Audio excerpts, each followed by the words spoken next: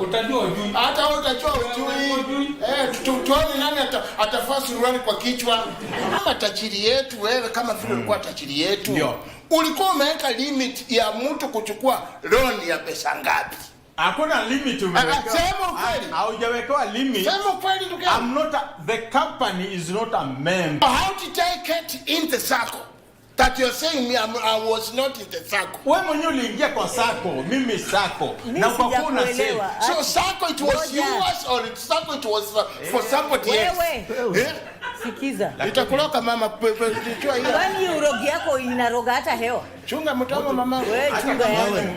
Wewe.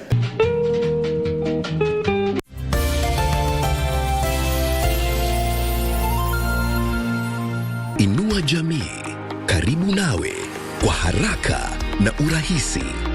Kwa sasa malipo ya Inua Jamii yanapatikana moja kwa moja kupitia simu ya mkononi.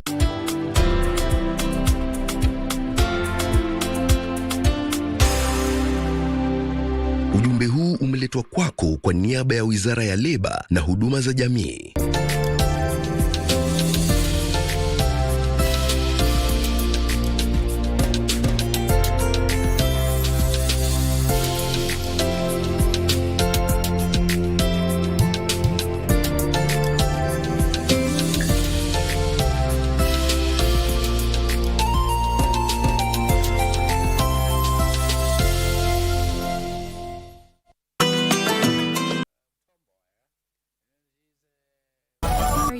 Available now? Sure I am. Go ahead. I lost my job. Huh? When the truth finally comes out, I promise to find a better job, Mom. Hey, get away from me. Don't come closer. Listen, mind your words. Can you give us the room? I want to have a few words with her. All right.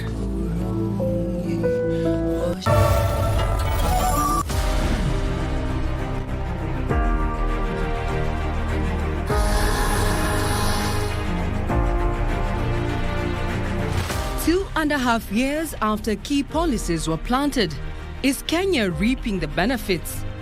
Soko watu wanalia, hawana pesa.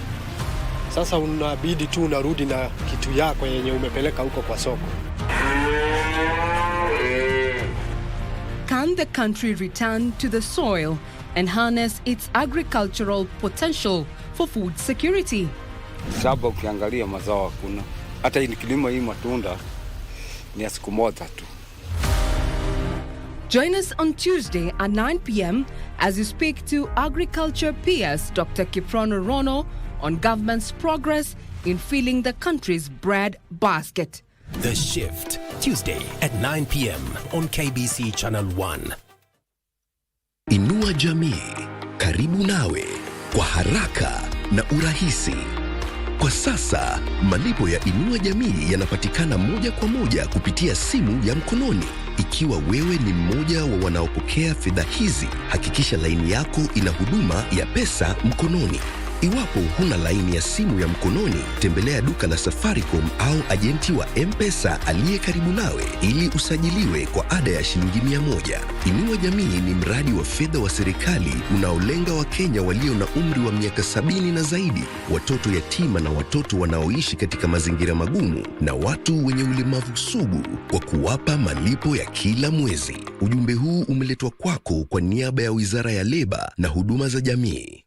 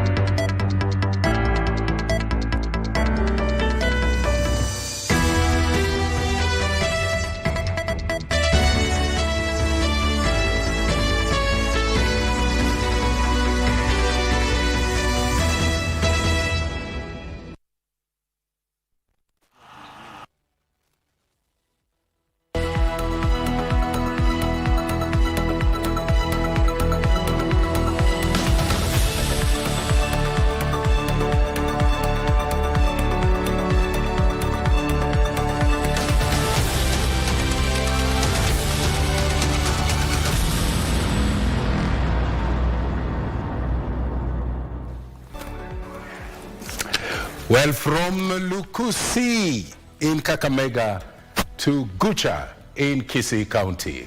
Kerio Valley in Marakwet to Isiolo in northeastern parts of Kenya. This is KBC Prime Edition coming to you live from Broadcasting House here in Nairobi, Kenya. Good evening. My name is Tom Boya. Good evening. I am Muchuma Odim. Top in the news tonight.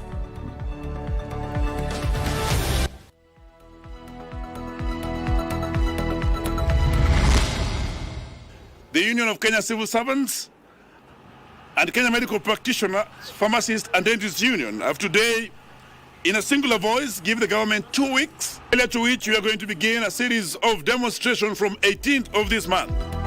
Standing with the sick.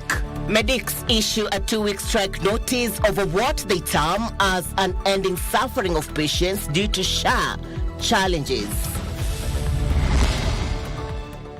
We also have other samples that are in the lab that are ongoing investigation. We will also subject the samples that have already been confirmed to further testing so that we confirm fully that the water is not fit for human consumption. Contaminated piped water confirmed as the cause of a strange disease outbreak in Kisii.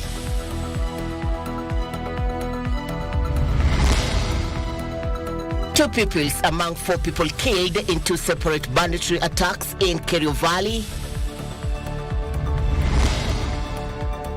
Late Malava MP Moses Malulu Injendi laid to rest at his rural home in Malava, Kakamega.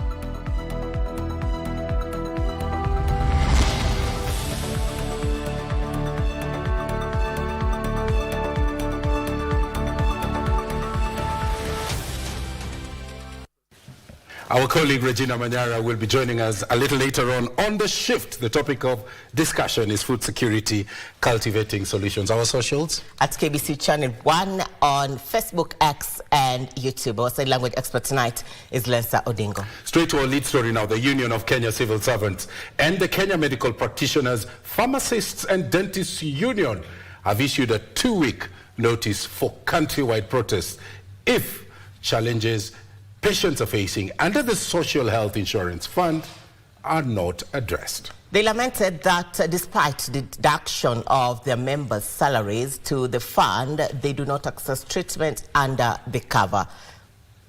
Well, they also took issue with the revelations by the Auditor General Nancy Gathungu that despite massive public investment, the state neither owns nor controls the SHA funds. Frustrated. We cannot keep on seeing our members stressed. We cannot keep seeing our members doing fundraising on things that are being deducted for every single month. And for that reason, the Union of Kenya Civil Servants and Kenya Medical Practitioners, Pharmacists and Dentists Union have today, in a singular voice, given the government 2 weeks to resolve any challenges that are there with the comprehensive medical scheme of the civil servants within 2 weeks.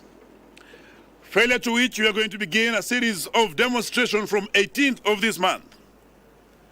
Whatever we have currently is not serving the Republic, is not having any interest of Kenya at heart, because as we are talking today, we have a number of civil servants who are stuck in the hospital, cannot be discharged because of the payment of hospital bill. We need to audit the whole fund. We know what our money has done so far. We need to know the money we are collecting is going where. If Auditor General herself has questioned this, can we continue pumping money to a facility which is bottomless? There can be no power greater anywhere beneath the sun, yet whose force on earth is weaker than... Well, we'll be crossing over to join our colleague Regina who's on standby. Remember, it's the shift tonight. And on the panel, Dr. Kiprono Rono, Principal Secretary, State Department for Agriculture. Also another panelist, Professor Gideon Obare, Director, Tegemeo Institute of Agriculture Policy and Development, Egerton University. Of course, the topic of discussion tonight is food security, and they will be looking at what kind of solutions that have to be cultivated around that all-important topic. There is Regina Manyara. We will be moving over there in a moment. The pictures coming to you are live from Kefis, and Regina Manyara is... Well, that is correct. The shift has landed tonight in Karen at the Kenya Plant Health Inspectorate Service, Kefis, and this is a government parastatal whose responsibility is to ensure the quality of agricultural inputs and products to prevent adverse impact on the economy, the environment, and human health. Now, the organization is domiciled in Kenya and has several branches across Mombasa County, Nakuru, Kitale, Embu, Kisumu, and Naivasha, but the headquarters is here in Karen, Nairobi. On a night where we are discussing Kenya's move to go back to the soil in a quest for food security and sovereignty.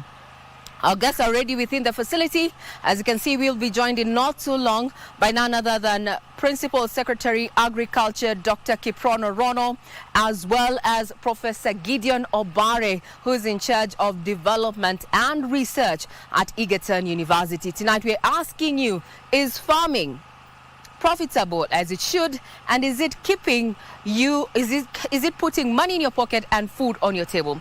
As you can see from the pictures, is that we are already set to have that conversation on the shift, so we're waiting for your feedback. You can get us on X at KBC Channel 1.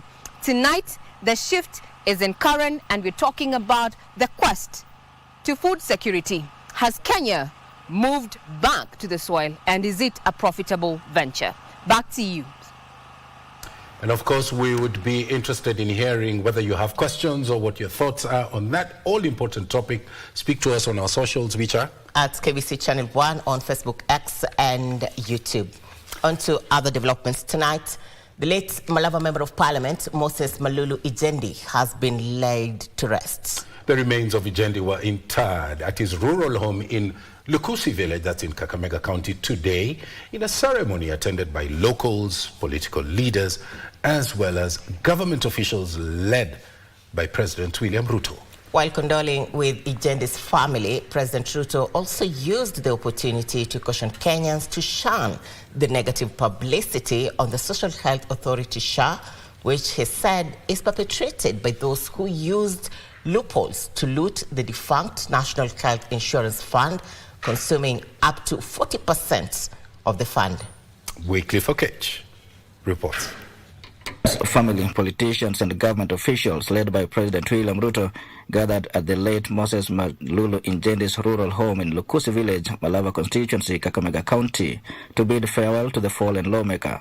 Speakers heaping praise on the late Ijendi as a steadfast leader and a public servant who championed the educational right of his constituents and Kenyans at large through his membership of the Education Committee at the National Assembly.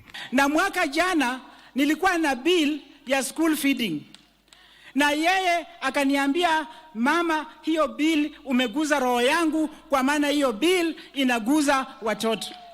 Kwa miaka 12 faili yake katika bunge haina dosari yoyote, hata siku moja speaker kumwambia you are out of order. Nimesema bila ya taswishi kwamba huyu Malili Ijendi pia ni jemedari wa maendeleo. Ijendi was further eulogized as a humble, hard-working family man who also had the interest of the less fortunate at heart. Alipenda kila mtu.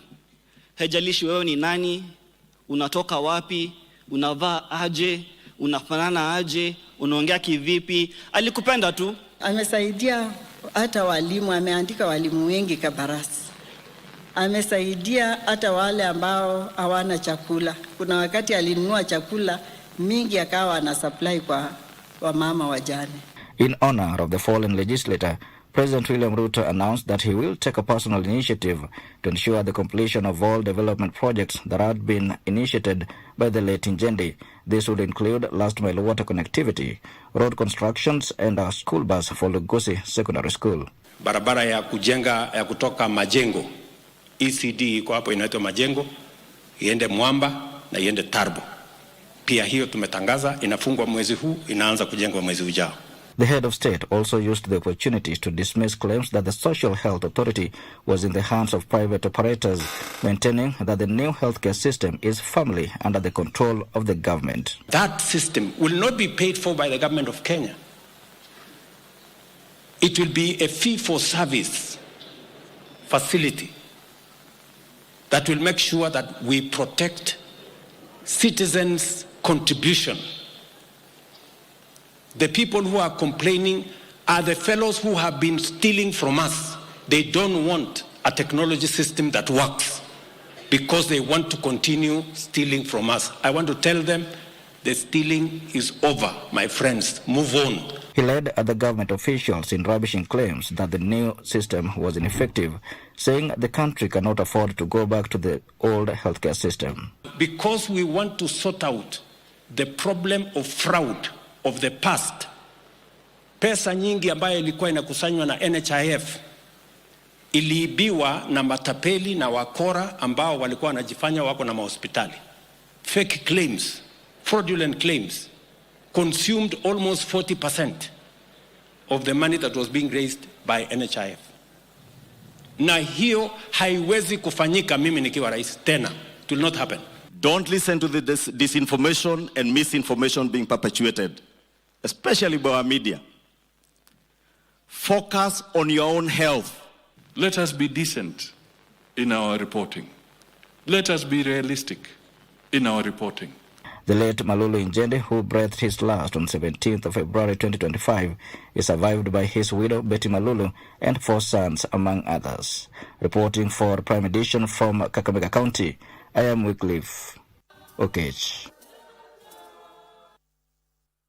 Meanwhile, health workers under the Universal Healthcare Coverage Program are accusing the government of ignoring their plight despite being on strike for 1 month. The health workers who held peaceful demonstrations in Nairobi County on Tuesday have vowed to continue championing their cause until their demands, which include employment on permanent and pensionable terms, payment of their gratuity, and remittance of the National Social Security Fund, among others, are met. Nancy Okware reports. These scenes have become a norm for the past 1 month as health workers serving under the Universal Health Coverage Program demand audience with the government.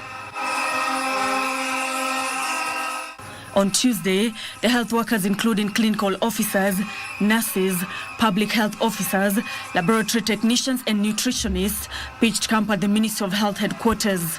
Tunataka tupewe gratuity yetu ya miaka 5. Pia tunataka tupewe kitu kinaitwa PNP ama mkataba wa kudumu. Lakini wakati ilifika ni kukua converted to PNP. That is where the time the government drew the line. 91% of the facilities in Kenya are primary healthcare facilities. Yes. The people who are manning those facilities are the UHC staff. After Afya House, they proceeded to Parliament buildings, seeking an audience with the health committees of both houses. Tumetoka huko ndani kuangalia the progress of our petition that was submitted on the 11th of February this year. Tumeambiwa at the National Assembly there is no health committee because ilivunjwa, so our petition cannot be worked on. A section of senators and members of National Assembly who had their chance and came out to address them vowed to ensure their welfare is looked into. Ile kazi mnafanyia Kenya hii, haki ya Mungu, hamfai kuwa kwa barabara. Na kabla senator mmezo hajapata mshahara, nyinyi mnafaa kuwa mmepata wa kwanza. Pesa iwekwe ya kutosha kwa devolution kwa counties, iende ikalipe wafanyikazi wa health PNP.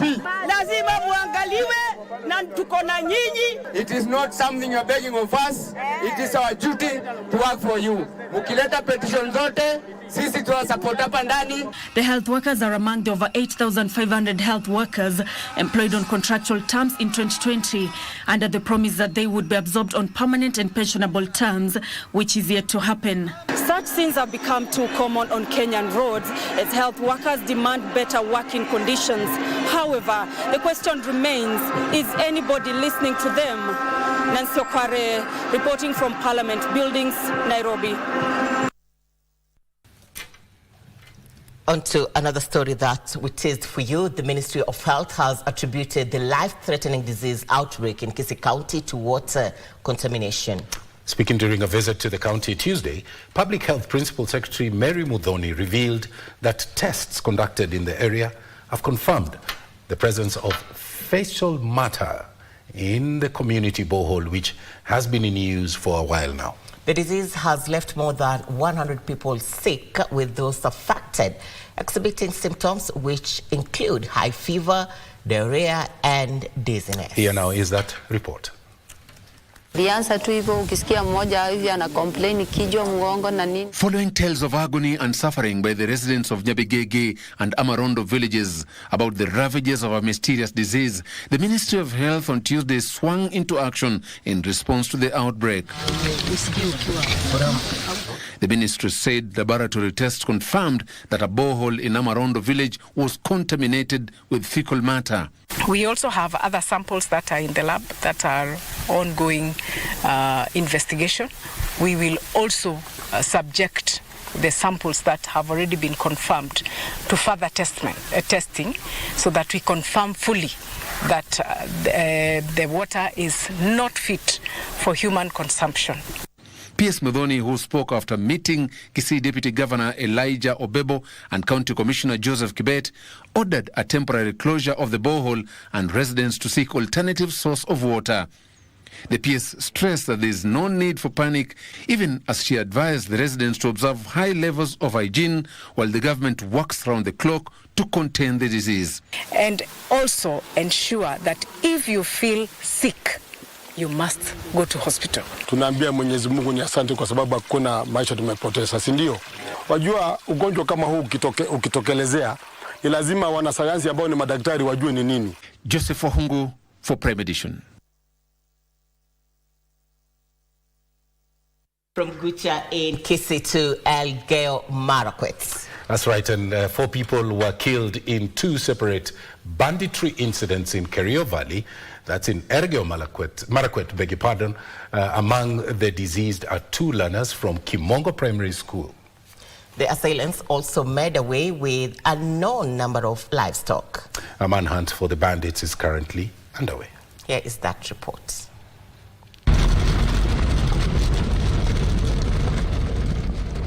Tensions remain high in Kerio Valley sub-county. The latest banditry incident has led to the death of 4 people in 2 separate attacks. Mpaka jana wakora wachache wakaweza kuharibu ile uhusiano na ile amani ambaye tayari Mungu ametupatia. Ile amani watu wetu walikuwa wameenjoy. Ile amani watu wetu wameweza kutangamana kama jamii zetu. 3 of the deceased were attacked in Koitum area, Elgeyo Marakwet. They included 2 children who were ambushed and shot on their way home from school near Sokobora, close to Tot in Elgeyo Marakwet. Confirming the incident, the Chief Peace Officer in Elgeyo Marakwet County, Lawrence Mutwol, said the recent attacks were retaliatory. The 4th victim, identified as a herder, was killed in Diratiati constituency, Baringo County. A multi-agency security team comprising of the Kenya Defence Forces, Anti-Stock Theft Unit and General Service Unit are currently hunting down the bandits. Wale wakora wote ambao walifanya kitendo hicho waweze kuchukuliwa hatua, na naomba kwamba watu wetu waweze kupatia nafasi maafisa wetu wa usalama waweze kuchukua hatua, wana kwamba wale wakora wote ambao waliweza kufanya kitendo hicho wameweza kushikwa. Abdiaziz Hashim for Prime Edition. From Marakwet to Nairobi. We take our first break here on Prime Edition, and coming up, remember, The Shift. Yes, The Shift is coming live from Karen. Regina Manyara is on standby with an able team. And also, we'll be looking at the day's business, and at the tail end, we will be getting sporty with Marakwet. Stay with us.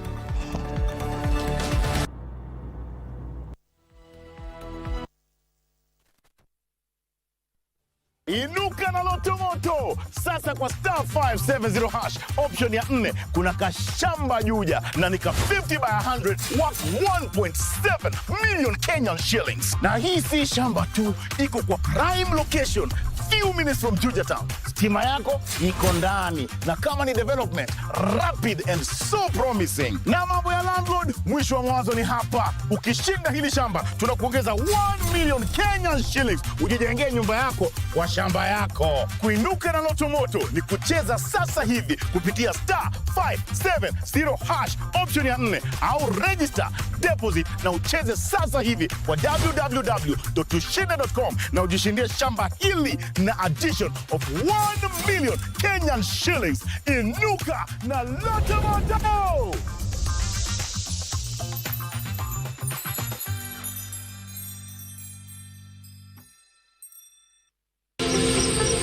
Wiki hii kwenye Mkulima tutajifunza kuhusu kilimo katika maeneo kame. Kisha tuangazie kilimo mjini. Vijana wache kuchagua kazi, wajitume, wafanye tu kitu inasaidia tu. Ile kidogo tunafanya, washikane mkono, wapate mawazo badala kushinda kuenda kuiba, fanya pumbawa, kuja washikane mkono, washike jembe, wapande mboga, matunda yatatokea baadaye.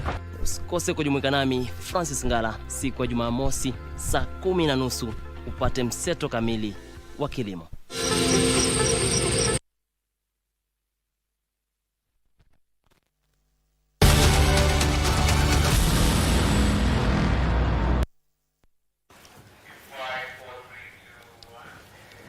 You're watching Prime Edition. Welcome back. Our socials at KBC Channel 1 on X, YouTube, and Facebook. And we do appreciate and acknowledge your company. Quick one, Nixon Wasike watching KBC Channel 1 from Webuye.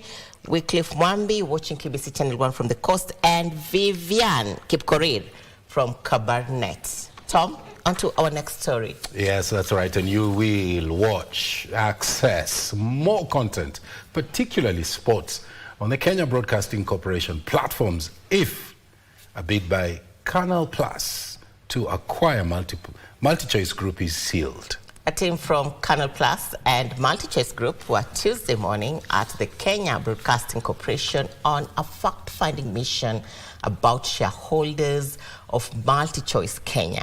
Kenya Broadcasting Corporation chairperson Tom Shindi said that the deal would open up local content to a wider audience. Let's have a look. Group Canal Plus offered 125 rand per share to acquire South Africa's MultiChoice Group, which owns 60% shareholding in MultiChoice Kenya, with the remaining stake held by the government of Kenya through the Kenya Broadcasting Corporation.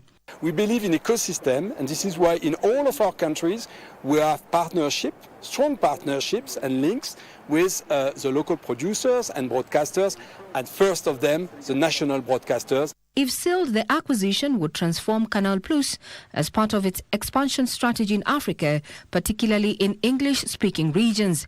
The deal is expected to benefit shareholders such as Kenya Broadcasting Corporation, with the audience reaping benefits of a diverse content. It will provide with its synergies that will make it possible for this company now to acquire programs at a slightly less price than is currently possible, particularly programs that have to do with sports, because those are the key audience drivers.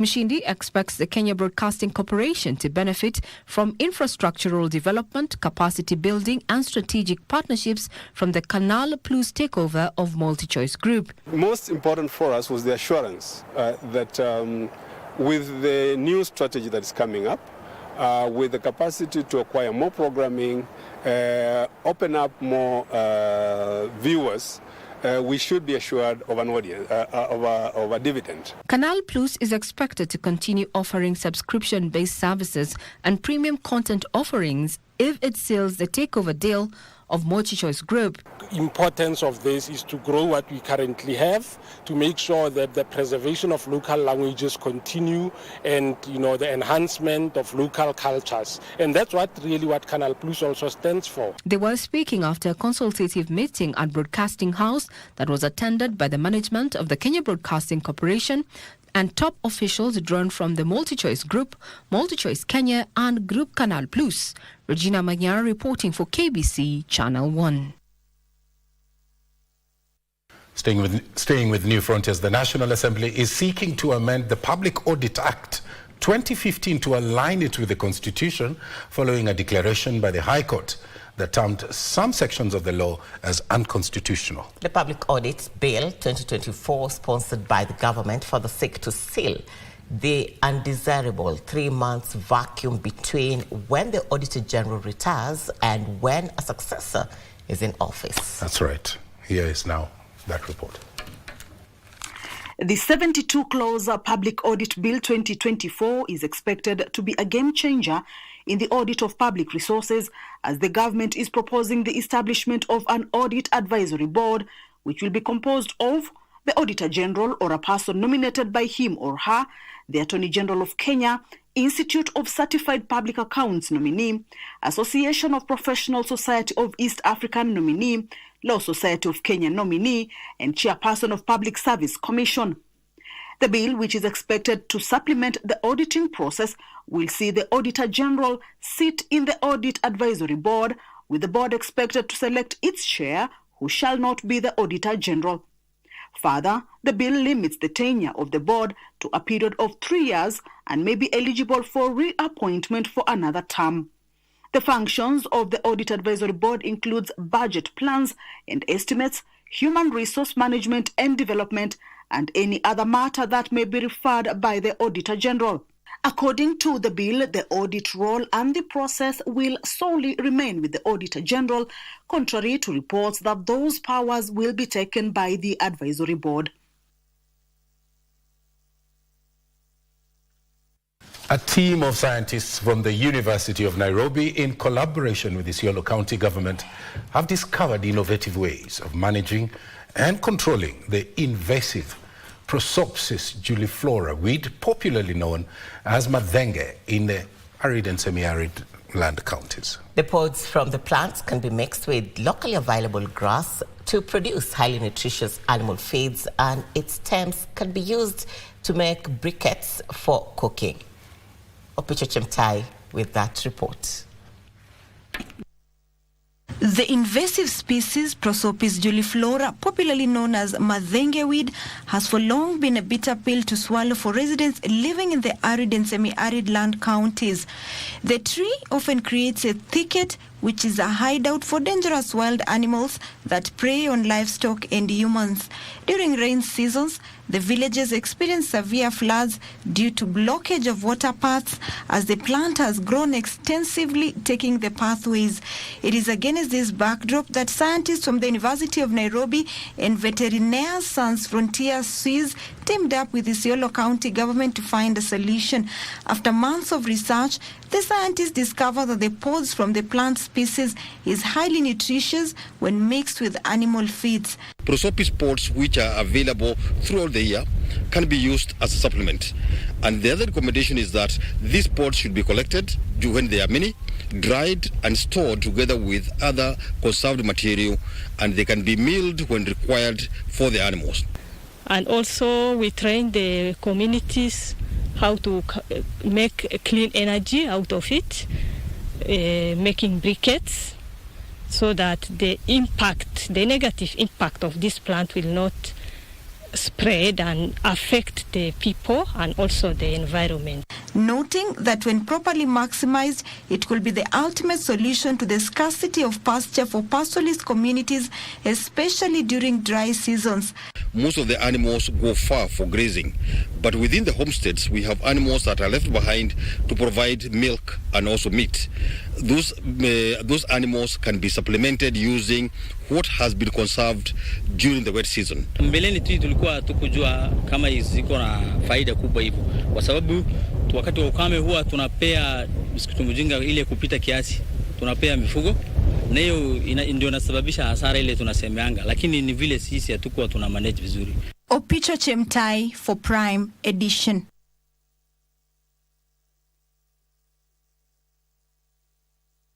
Let's now have a look at other stories making headlines across the country. 2 students from St. Mary's Tachasis Girls High School in Tinderet constituency, Nandi County, have died after a matatu they were traveling in lost control and overturned in the Chepsangor area on the Nandi Hills Kopere main road. These and other stories in our county news roundup by Tess Mutai. Nandi County Chief Health Officer Frederick Kiptum said 7 students have been admitted to Kapsabet Referral Hospital and others are being treated at various hospitals in Nandi Hills and Eldoret Uasin Gishu County. Nandi County Governor Stephen Sang has said they will collaborate with the Red Cross and the Kenya Highways Authority to ensure that the road is properly marked and that health facilities in those areas are fully upgraded to reduce accidents and save many lives. We are managing, or our doctors are managing, the 7 patients. Majorly, they got fractures and what we call soft tissue injuries. So as of now, I'm asking the parents to be calm because our medical staff are handling and assisting the students. Residents in the county have now come forward to complain about the situation in which many accidents have been reported in the Chepsangor area due to the hills and valleys, while calling on the government to build walls and widen the road so that the number of accidents and deaths on the road can be reduced. Inabeba capacity 11, hiyo kadogo inabeba watu 21. Wakati watu walikufa watu karibu 8 kwa gari, safari moja akabaki mtu mmoja na watoto wamekufa. I think hii barabara wajaribu kutuwekea ukuta na waweke speed limit kwa sababu najua hii barabara ni mteremko. Elsewhere, Deputy Chief of Staff in the Executive Office of the President, Performance and Delivery Management, Eliud Owalo, announced a new approach to performance management in government organizations, emphasizing accountability and efficiency. He made the remarks at the Kenya Ports Authority headquarters in Mombasa County. We want to ensure that the project is as objective as possible, so that those organizations which excel in performance also attract certain rewards, including but not limited to enhancement of budgetary provisions that are approved for each financial year. If there are organizations which are perpetually underperforming, there is no justification why the public should keep on spending money on those type of organizations. They should be allowed to die their natural death. Still in Mombasa County, Executive Committee Member for Transport and Infrastructure Daniel Manyala has called on developers to engage only engineers certified and registered by the Engineers Board of Kenya to ensure structural integrity and compliance with building regulations. He spoke at the Pembe Zandovu where he led the walk to commemorate World Engineering Day. In many places where we've had problems of building collapsing, if you look properly, you find that the due process was not followed during the approval process, or even after the approval process.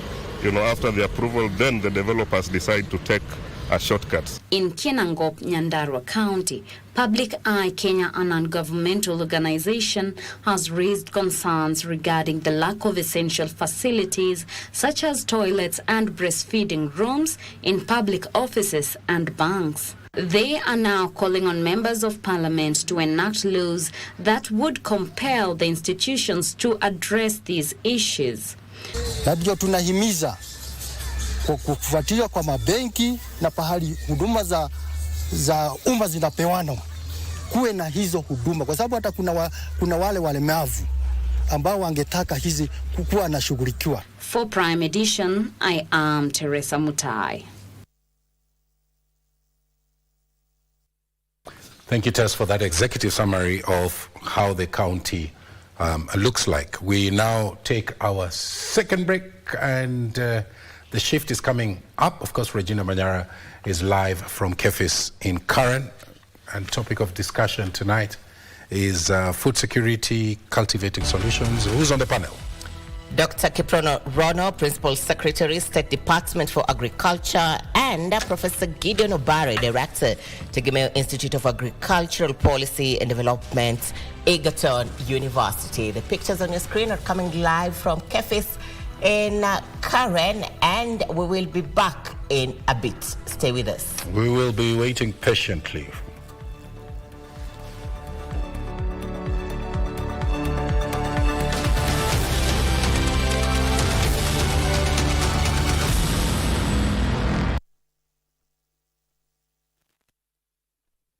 Jet A1, cheza avieta bila data bila credo. Dial *892# for instant takeoff. Pepea bila pressure kucrash au kucash out. Avieta bila data, avieta bila credo. Uko na kabambe, wewe pia ni rubani mnoma. Dial *892#. Jet A1, michezobet.com. Cheza kwa kuwajibika. Kushiriki ni miaka 18 au zaidi. BCLB license number 0000664. Do you work in that company? Umesikia mimi akisema mimi anafanya kazi wapi? Si amesema ni askari na ukamuita vizuri askari. Nimeuliza. Nakwambia. Hiyo 1 million ni yako. Utajua ujui. Hata wewe utajua ujui. Tuone nani atafaa suruali kwa kichwa. Kama tajiri yetu wewe, kama vile ulikuwa tajiri yetu. Ndio. Ulikuwa umeweka limit ya mtu kuchukua loan ya pesa ngapi? Hakuna limit umeweka. Sema ukweli. Haujawekewa limit. Sema ukweli ndugu. The company is not a member. How did I get in the circle? That you're saying me, I was not in the circle. Wewe mwenyewe uliingia kwa circle, mimi circle. Na kwa kuna say. So circle it was yours or circle it was for somebody else? Wewe. Sikiza. Nitakuloka mama kichwa hiyo. Kwani urogi yako inaroga hata hewa? Chunga mtama mama. Wewe chunga wewe.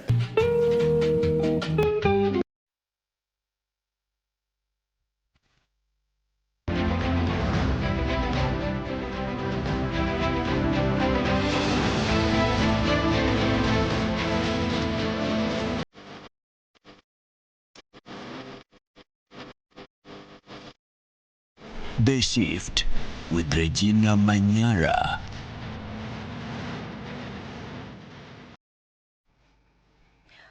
Well, good evening once again. We are indeed live from KEFI's headquarters here in Karen. And tonight on The Shift, we dig into the real issues facing Kenyan farmers. Now, is agriculture still our economic backbone, or is it struggling under the weight of rising costs, shrinking profits, and market access struggles? Now, joining us tonight on The Shift is none other than Agriculture Principal Secretary Dr. Kiprono Rono, as well as Professor Gideon Obare from Tegemeo Institute, who will break down those issues. We're talking about matters of subsidies, market access, and solutions.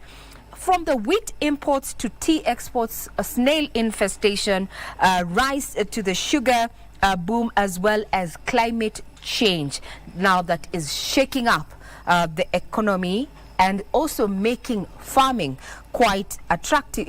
Are we making farming attractive, especially to the youth? Tonight on The Shift, those are the conversations we're going to be having. Good evening, this is The Shift, and I'm Regina Manyara. Welcome, gentlemen. Let's start it off. Are you farmers? Have you had experience farming? Let's hear from you, PS. Yes, first of all, thank you, Regina. And I want also to thank all our viewers and also our stakeholders and our farmers, and also welcome you to KEFIS. This is one of our institutions under the Ministry of Agriculture. Okay. Yes, you asked a question. Yes, I'm a farmer. What do you farm? What do you grow? Okay, I'm a dairy farmer. Dairy farmer? Dairy farmer. I've started also coffee farming. Okay. So the two are in my line. So coffee, production, growing, and livestock and keeping. Livestock. Prof, you're a farmer. Do you have experience farming? Thank you very much, Regina, for the invite, and I'm happy to be here. Now, to your question whether I'm a farmer. Mm-hmm. Let's say generally all Kenyans are farmers in whichever way and form. So I'm not a real farmer, but I do some bit of farming. Okay. Yes. So you have some experience with farming. I have some experience. Good. Now, on that note, tonight we were asking you, as our viewers back at home, is the current food price actually affecting your capacity to have a meal on your table? Let's have a look at what Kenyans had to say in regard to that matter.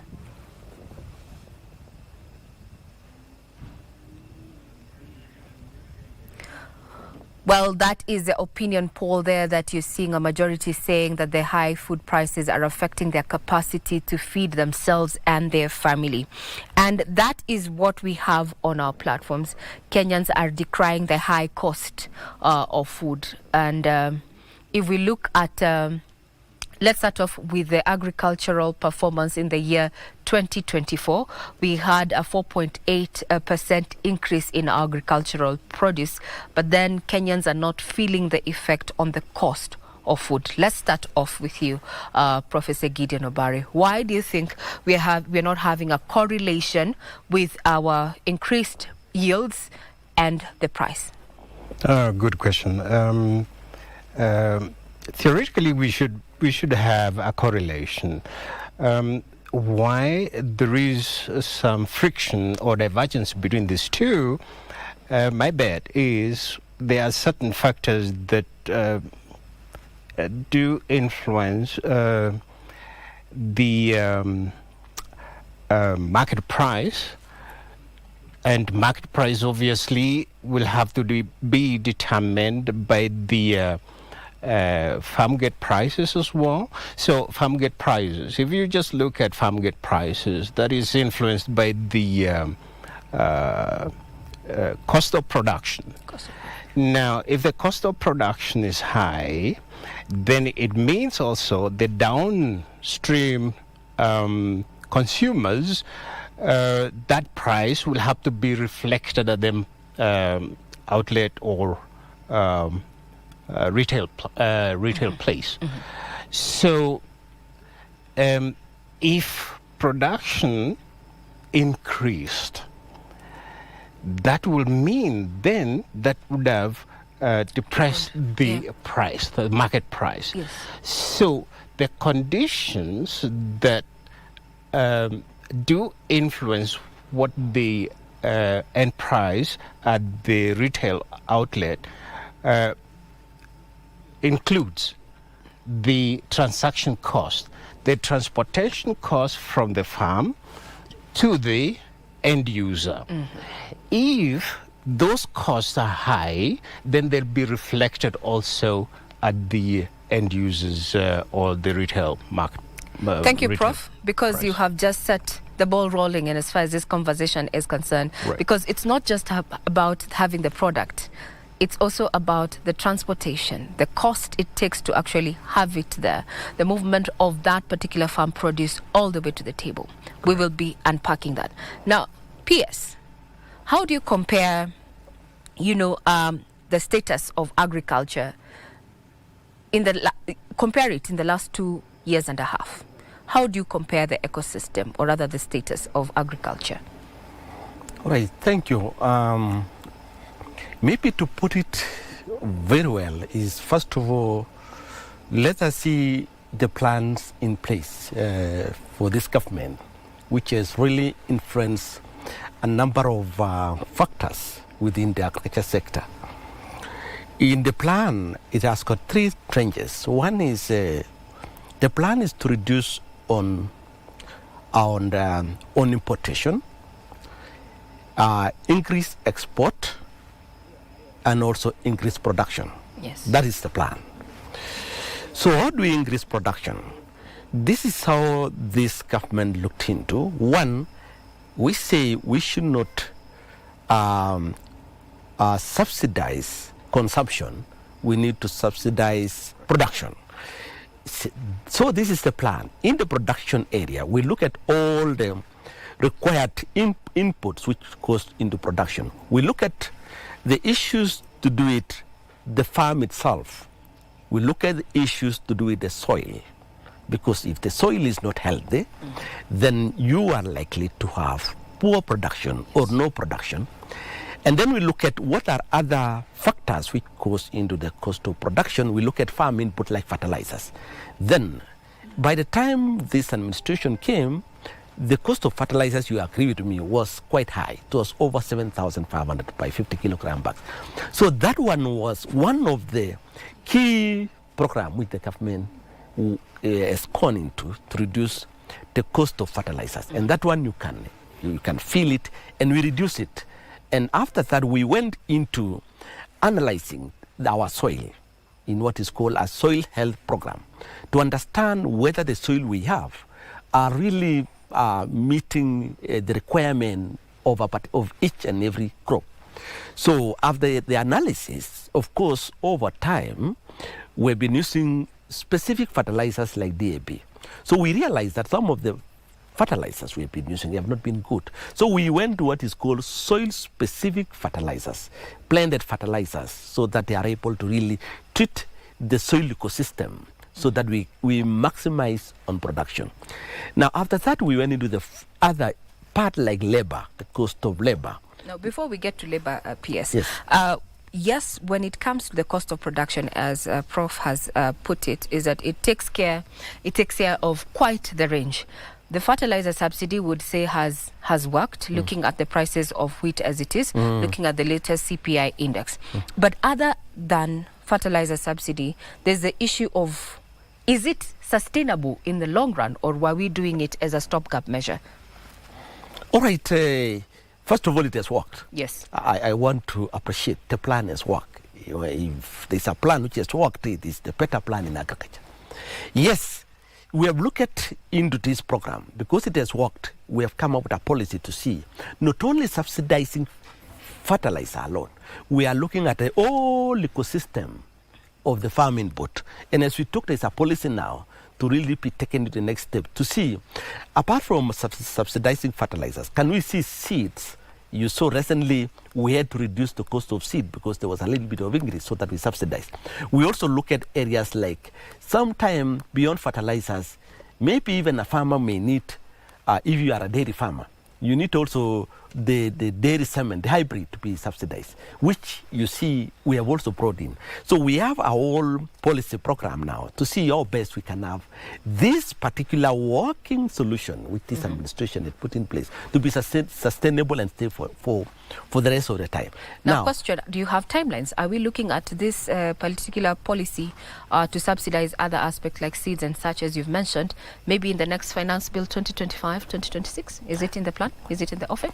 Yes, as we talk even today when we were with the Senate, we discuss about it, that we need to have a whole paradigm shift, a convention in agriculture on which way to go to make sure that we support our farmers. So that one is in place, and we agree that we need to engage all the stakeholders.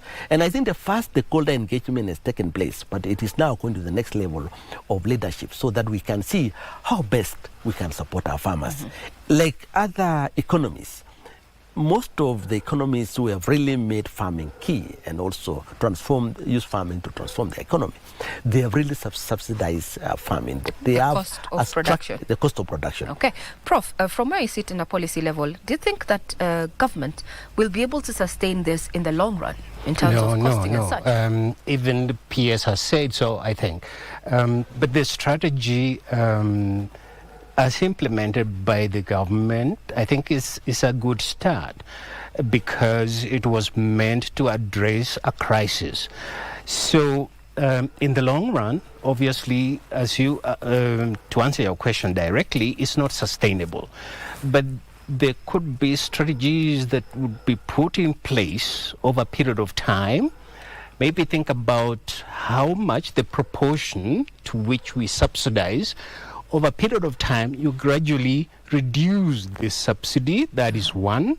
Secondly, the government might have to think about who is it that we need to subsidize. Is it global, or there should be targeted subsidy? I think if you go back, there was a model whereby we had e-voucher system. Yes. And then there was this transition now to subsidy in general. So we might have to relook which model best fits our circumstances, considering that it is not sustainable in the long run. Now, PS, do we know our farmers? I'm talking about there's been planned to have farmers get registered. Do we know who is a farmer and to which capacity? Yes, maybe to answer what Professor said, first of all, in terms of sustainability, yes, we have different categories of farmers. We have low, what we call the farmers which are at the low of the pyramid. We are talking about 2 million farmers, which we are giving them subsidy program, which is still there, whereby we have a program whereby they pay a little bit of, they contribute some money, and the government contributes some money, and these farmers are in a database. But before I go into detail, yes, what you ask is, do we know our farmers? Yes, do we know our farmers? Let me tell you, I think this is the only country in Africa who knows their farmers up to their geographical location and what they do. We went into a very vigorous program, this administration, to try and register our farmers.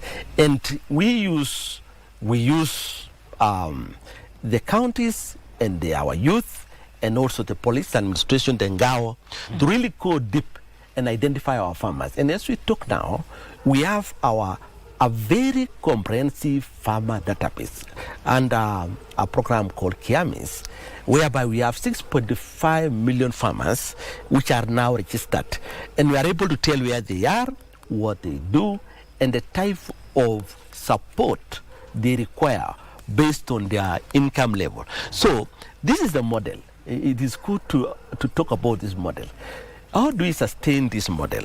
We are saying we are importing this type of food, and this is the taxation we are getting as government.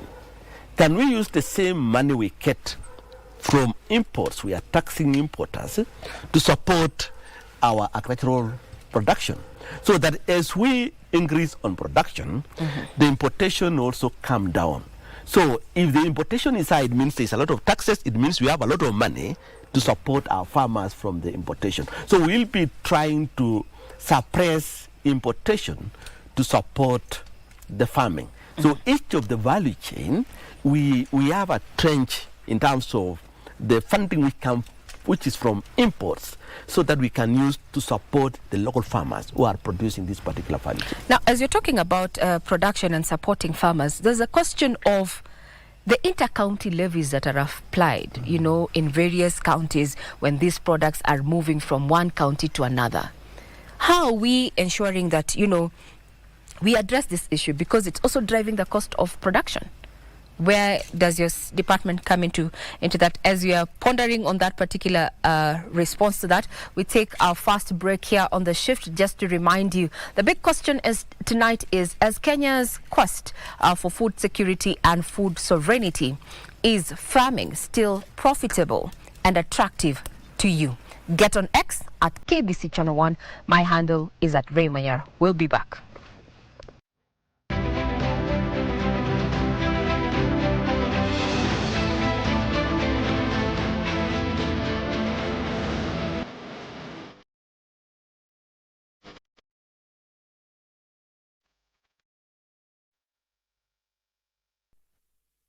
Kupitia star 570 hash tunakupa nafasi ya kuchomoka na this beautiful Mazda Demio.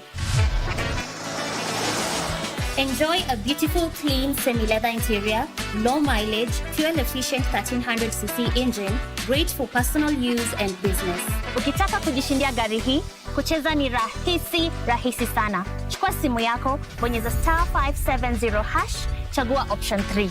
And for only 35 shillings, hii gari inaweza kuwa yako. Kumbuka kucheza mara kadhaa, because the more you play, the higher chances of wewe kuwa mshindi. Mungu ni mwema, asante Mungu.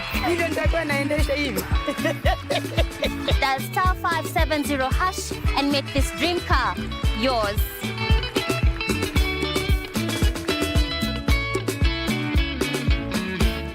Cheza Loto Moto.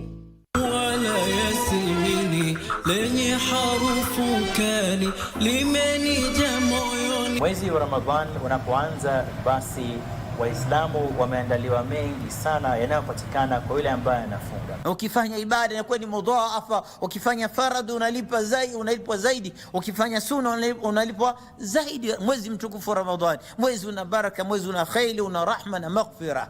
Wewe utaki kufanya ibada, unalala tu katika Ramadhani, unazurura tu katika Ramadhani badala ya kusoma Qur'ani na kumsabihi Allah. Ni mwezi wa tilawatul Qur'an. Ya Rabb, ana abdak ya Rabb.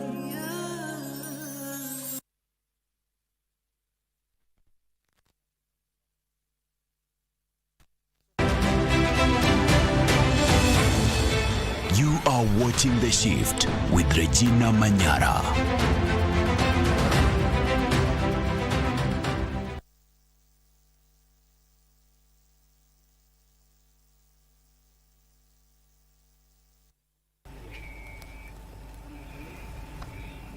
Welcome back. This is A Shift and we're coming to you live from KEFIS headquarters here in Nairobi, Karen, and the conversation is revolving around agriculture.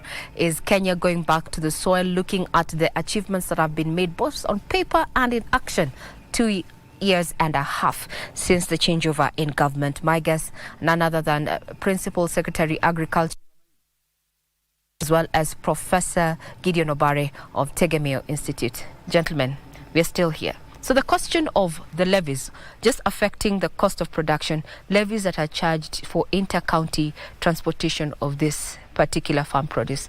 What is your department doing about this? Of your ministry, actually? Right. One is that we must appreciate that agriculture is devolved. So we have our all county government handling the big part in terms of production at the county level and other requirements on markets. They do that.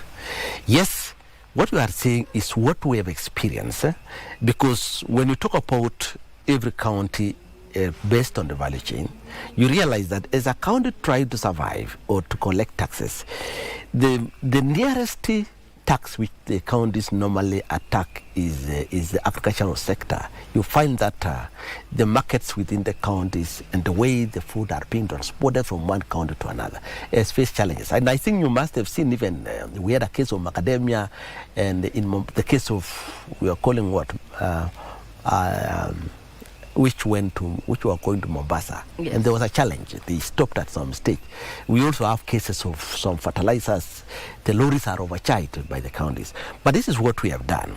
We have set up, we have what is called the county forums now, whereby within the ministry, the forum for the agriculture, we have the governors who are key. They come from the key production areas to really try and harmonize, because support negotiation and discussion and appreciating what the role the agriculture sector plays. Mm-hmm. So we have identified each of the levies which are really affecting farming, and the COG is now looking at how best, as we also try on our side, because even the national government, we have also challenges. Mm-hmm. There are quite some taxes which are affecting the cost of production and also the agriculture sector, which we have looked into and see which one can we trade in, or what we call the opportunity cost. Instead of really having this tax, isn't it better, instead of increasing the cost of packaging, can we reduce it and we get more people packaging, and then we create labor, and therefore we also improve on the economy instead of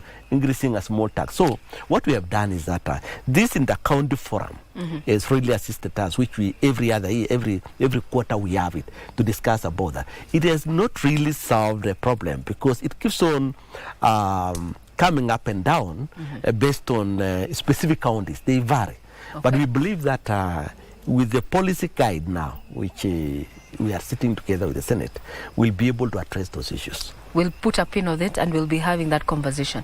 Now, let's look at the issue of market access. It's one of the challenges that is facing our farmers, Professor.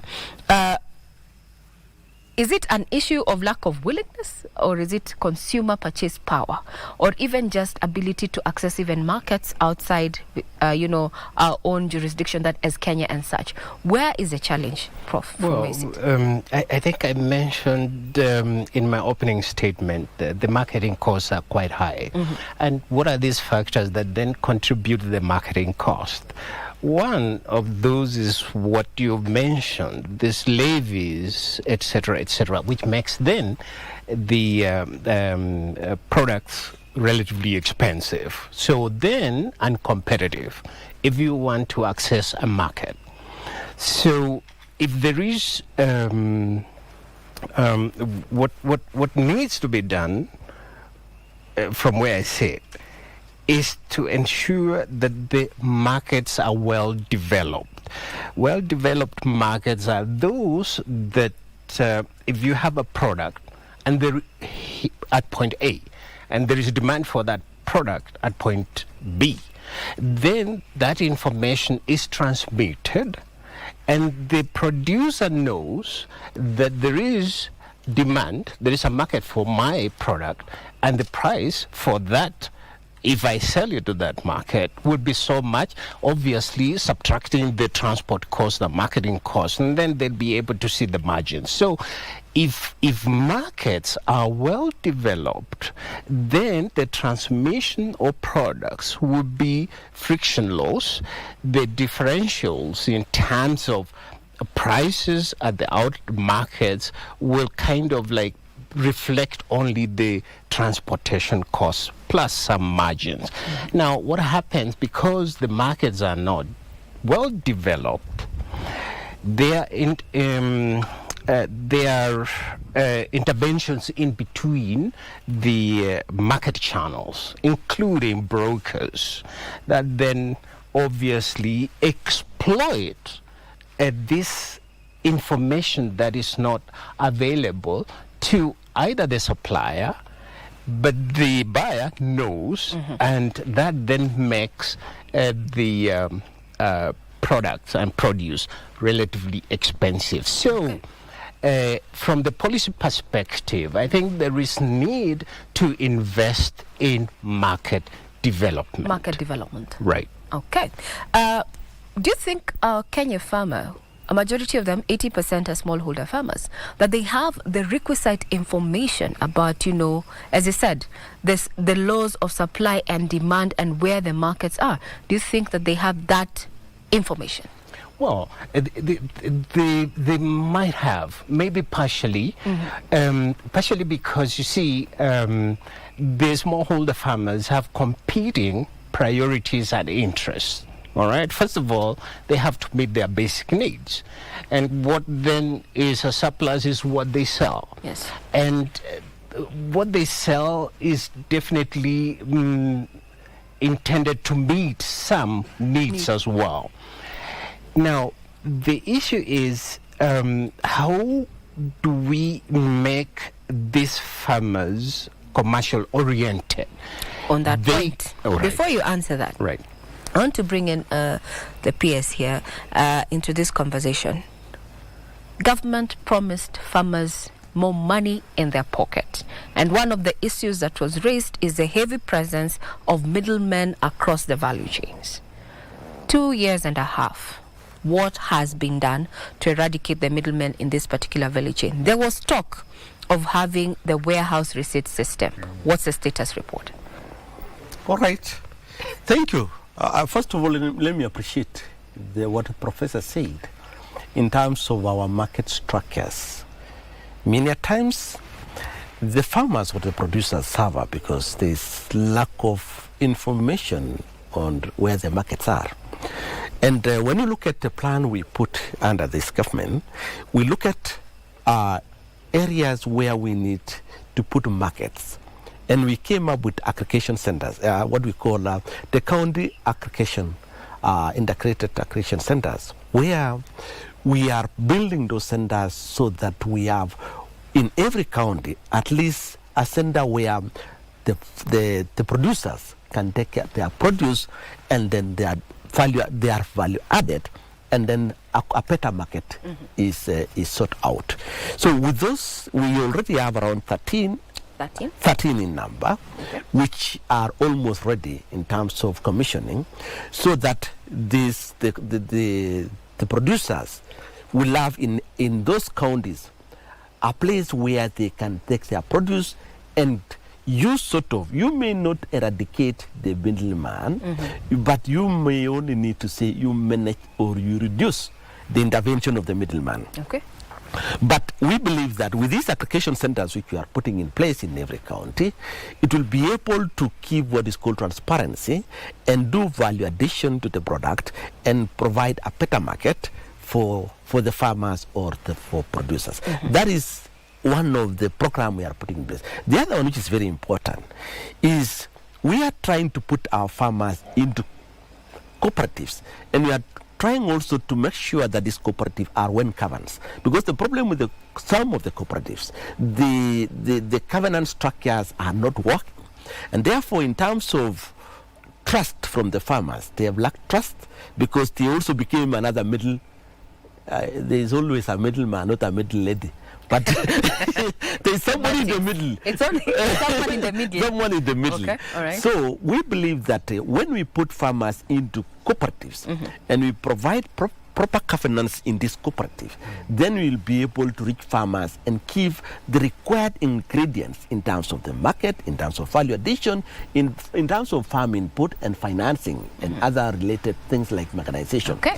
We believe that will work, and that could be the best. If we have we are now identifying a cooperative in every ward, so that we have what is called a ward cooperative where farmers can go, and with the aggregation centers where there will be value addition for export market or for picker market, we believe the farmers will have a lot of benefit and there will be value for their produce. Now, Prof, before we sought clarity on the presence of middlemen, you were talking about a policy when it comes to creation of market linkages. Maybe you can just put that into perspective before now we hear from the farmer who is watching us, what they think about their farming and what are the main pain points. Yes, I mean, policy is meant to create an environment where, business thrives. And in order for business to thrive, that business has got to be attractive. And attractive, what is the indicator of attractiveness? You have to get returns. You invest a certain amount, and what you get in return should be over and above what you've invested. Exactly. ROIs, return on investment. Currently, in your opinion, are farmers getting a return on investment? In your opinion? It all depends on what kind of value chain we are talking about. Thank you. We'll pick it up because right now we want to know from you tonight, what do you think about farming? And this is what farmers on a cross-check across the country had to say in regard to farming. Remember, tonight we're looking at the progress that has been made 2.5 years in, with a promise for food security, food sovereignty, and better earnings to farmers across the country. So here's Khalid. He did a spot check to just have the views collected from Kenyans across the country on one or two challenges that they may be facing in their venture. Here you go.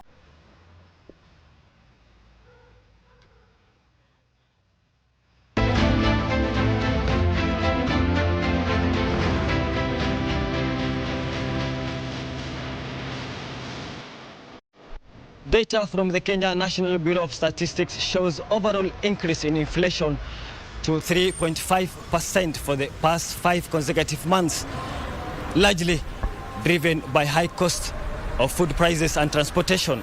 So what's driving the high prices of food commodities? The challenges that we are facing these days is about the cost of living. It is very difficult to have food on the table since everything has gone high. Changamoto iko mingi sana saa hii kwa chakula yenye tunapanda, kwa sababu hii wakati ya kiangazi hii inatuduru sana. Lazima unatia bidii ndio upate kitu yenye unaweza weka kitu hata kwa mesa. We are living in one of the times that the cost is highest, especially for the vulnerable people. The people should look out for each other, and we should at least try to save. I think better days are coming. The agriculture department should come around and gather people, talk to them, advise them how we can handle this farming, like growing vegetables, groundnuts, and many other things. But the government don't come around, actually. They don't come around and see how we do these things. Mwanzo ya kilimo, tumeanza kilimo. Hatujawahi kuwa na hii shida. Ndio tunashangaa hii imekuja kivipi? Sababu ngano iko. Na sisi tukiwa wakulima tunasema Kama ngano haikuweko, singekuwa afadhali. Lakini ngano iko na hakuna soko.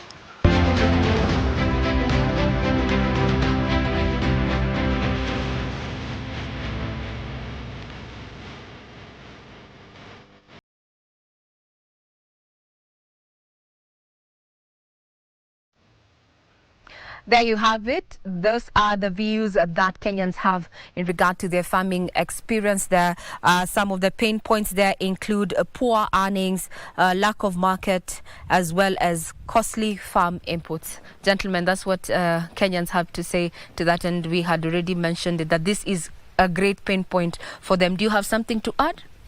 All right, let me appreciate what the farmers have said, because those are areas we are on focus, because it is true, but it depends on the value chain we are addressing. And I think we have gone one by one. When you look at the poor earnings, if you go, for example, to sugarcane sector, we went into what is called a pricing committee to try and analyze how much is the cost of production of 1 ton of sugar.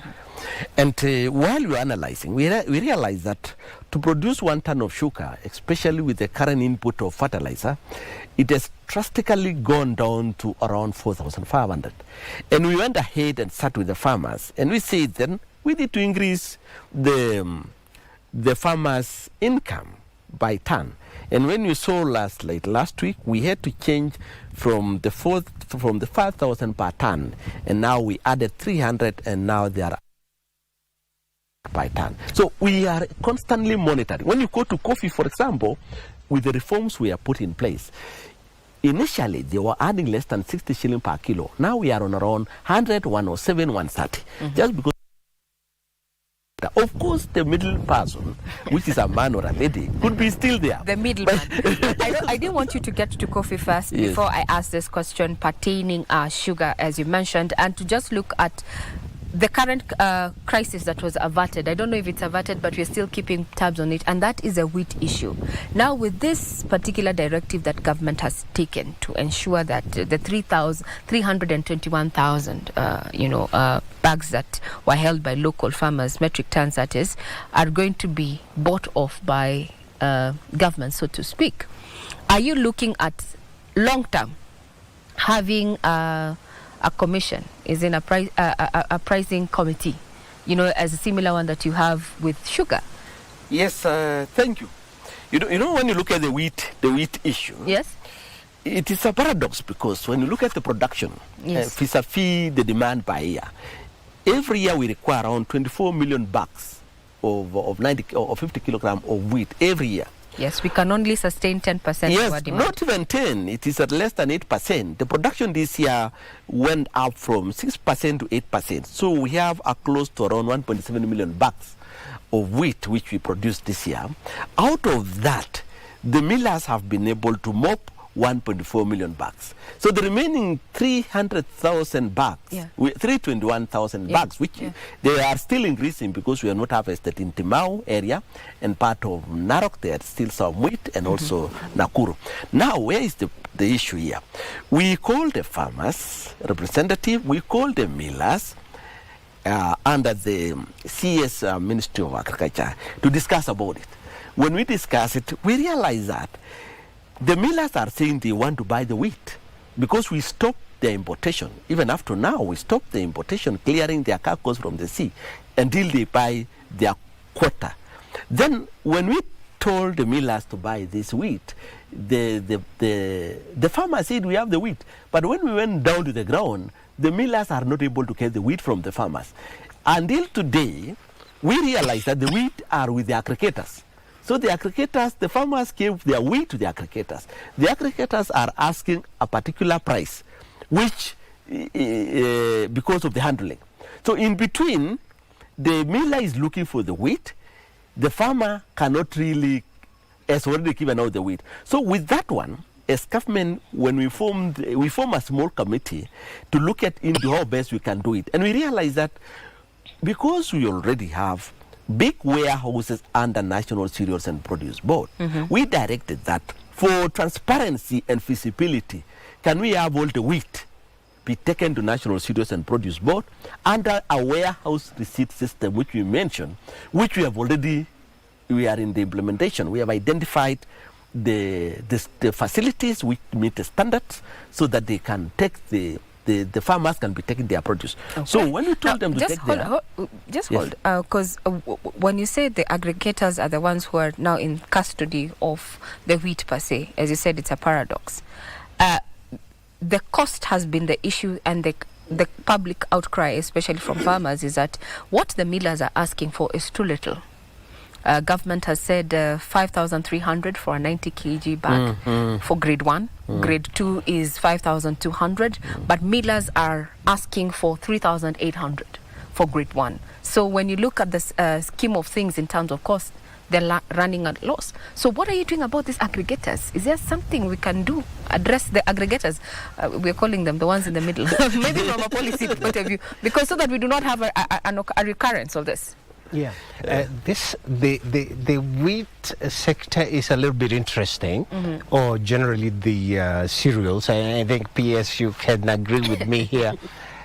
First of all, the policy intervention. Yes. I think the government has tried to restrict imports by imposing some import duty, I think about 5%, and then to discourage export, it has also imposed an export tariff or something, 0 point something. All right, now you need to, and then on the production side, particularly with regard to the wheat farmers, yes, I think there is a tax on machinery and implements. And there's also the cost of chemicals to get rid of fungi.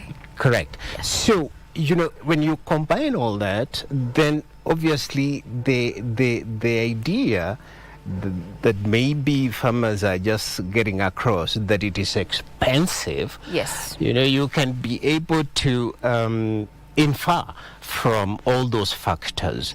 And PS, I think maybe you can be able to confirm this. I think over a period of time, the wheat production levels have been going down, right, over a period of time.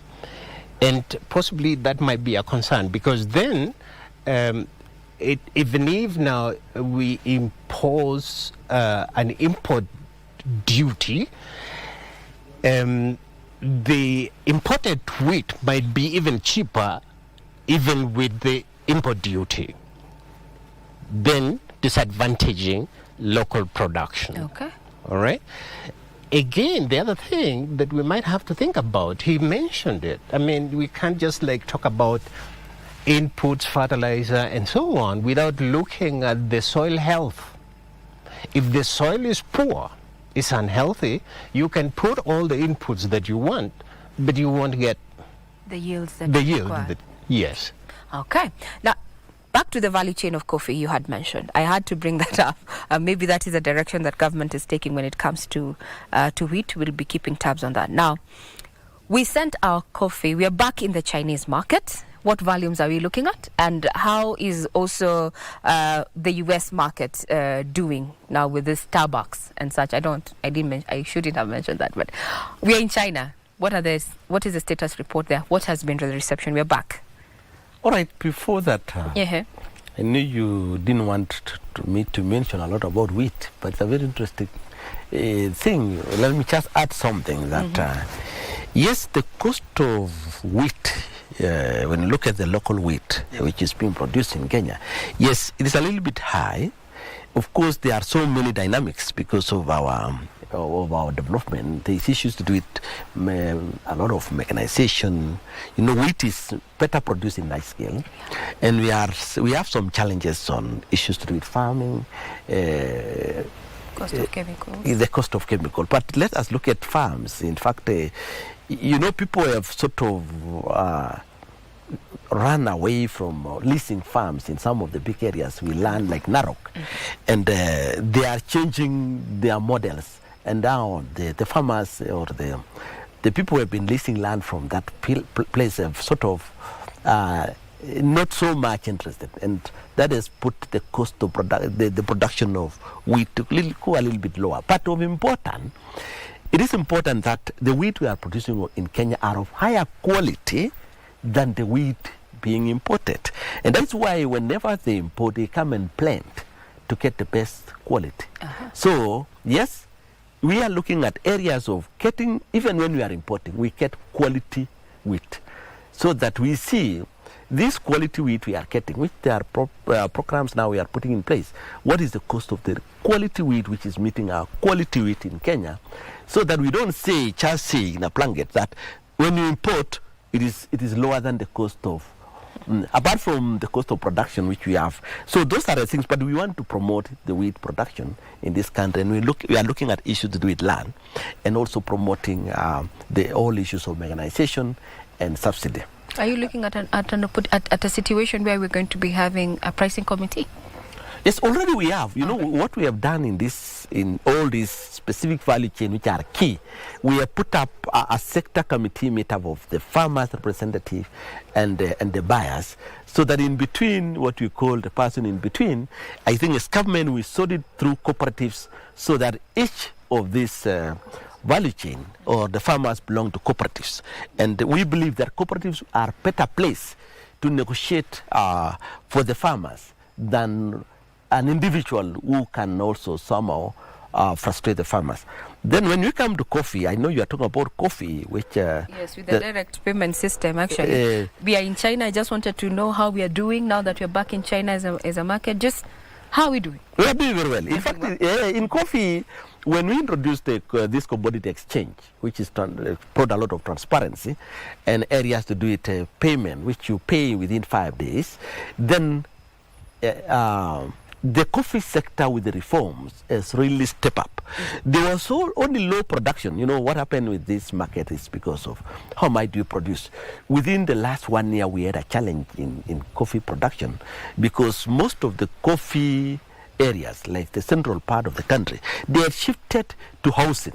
So the coffee farms reduced drastically, and then the coffee areas which is in the Rift Valley, they have not been in that production in high volume. So there was low production this year, a little bit around 5% lower, but we intend to boost it up, because we have given a lot of seedlings to the other producing counties, so that we can match. The other thing is, Prof, I'm seeing you wanting to react to that change of areas that were predominantly focusing on coffee production now shifting to other yes, they're shifting. They're shifting. Yes, they're shifting to other ventures like real estate. Real estate. Is that a signal to is it a point of concern from where we are? It should be. It should be. It should be one, because let me put it this way, so that maybe even the Kenyans understand. I think this is something that is global. If agriculture fails, then everything else fails. All right? That is a statement that was brought forth by an Indian who was the father of the Green Revolution in India. And so obviously that statement also should apply here as it applies globally. So going back to what you said, I mean, seriously, because the suitable arable land area is decreasing. It's decreasing because land fragmentation. Yes, because one need to think about the opportunity cost. Those ones who own the land, one will have to ask, okay, what is more profitable? Is it to put the land into agriculture or real estate? If real estate is more profitable, then obviously I can convert that productive land area into real estate. But there might be need again from the government and peers to see how best, what kind of intervention measures need to be put in place, so that at least the suitable agricultural land should not continue shrinking, but at the same time try to explore mechanisms and technologies that can then enable those areas that are, in quote unquote, not suitable for agricultural farming, because essentially Kenyan agriculture is rain-fed. Can we try to think of innovations and technologies whereby then we can exploit those other areas? Now that we are shifting away from rain-fed agriculture. I'm sorry about that. Yeah. No. I like it because we were going there. Where is the new frontier when it comes to actually agriculture? Is there room to actually practice agriculture among the ourselves, Prof? Very much so, yes. Very much so. I mean, look, what does it require? I think even PS will agree with me. It's the requisite technology. First of all, the water resource, all right? And now, if we say we have to abandon rain-fed agriculture, then we have to have some way of introducing the rain or water into that area, all right? And some of those areas are relatively high. I mean, they are suitable for agriculture, actually irrigated kind of like agriculture. So what does it require? Appropriate technology and innovations that will then induce the expansion of agricultural land into those areas that are yet to be exploited. All right. So there's potential for that. Looking at the weather report, it indicates that we might actually be having rains in parts of Turkana. So that is something that we will want to hear what your plan is for areas that do not receive this high amount of rainfall, in terms of ensuring that these people also get into agriculture. As you said, agriculture may be waning in terms of arable land due to land fragmentation, but also the demographic. It appears that agriculture is practiced by the old generation. Should that be a point of concern, especially in light of climate change? And what do you propose? Very much so. I think even the government is generally concerned. I think you read policy documents, you see the statistics indicate that agriculture has now been left to the aged, which is. Or did you say aged? I mean, to the old people. It's all right. Right? The average age. Yes. Right. So I think we shouldn't lose hope. Why? Because with the development of the value chains, all right, the youth may not be able to actively participate in the primary production itself, all right, but along the chains, they can participate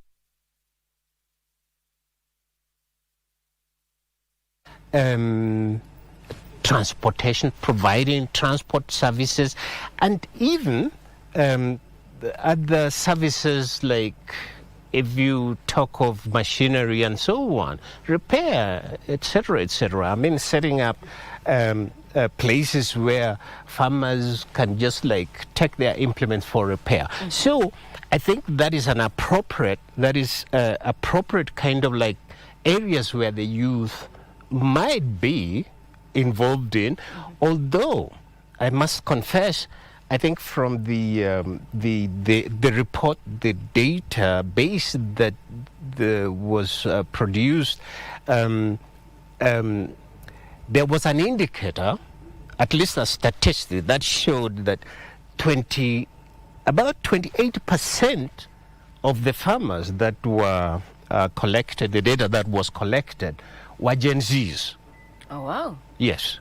So that, for me, was a positive indication. Positive indicator. Yeah, and I hope it holds true. Let's find out from the man of the moment. PS, do you have a direct program to make agriculture more attractive to this young generation? Yes, thank you. Maybe before that, you have asked a lot of questions in my space, which I think the professor has tried to prosecute. But let us go back to one of the main points you talk about.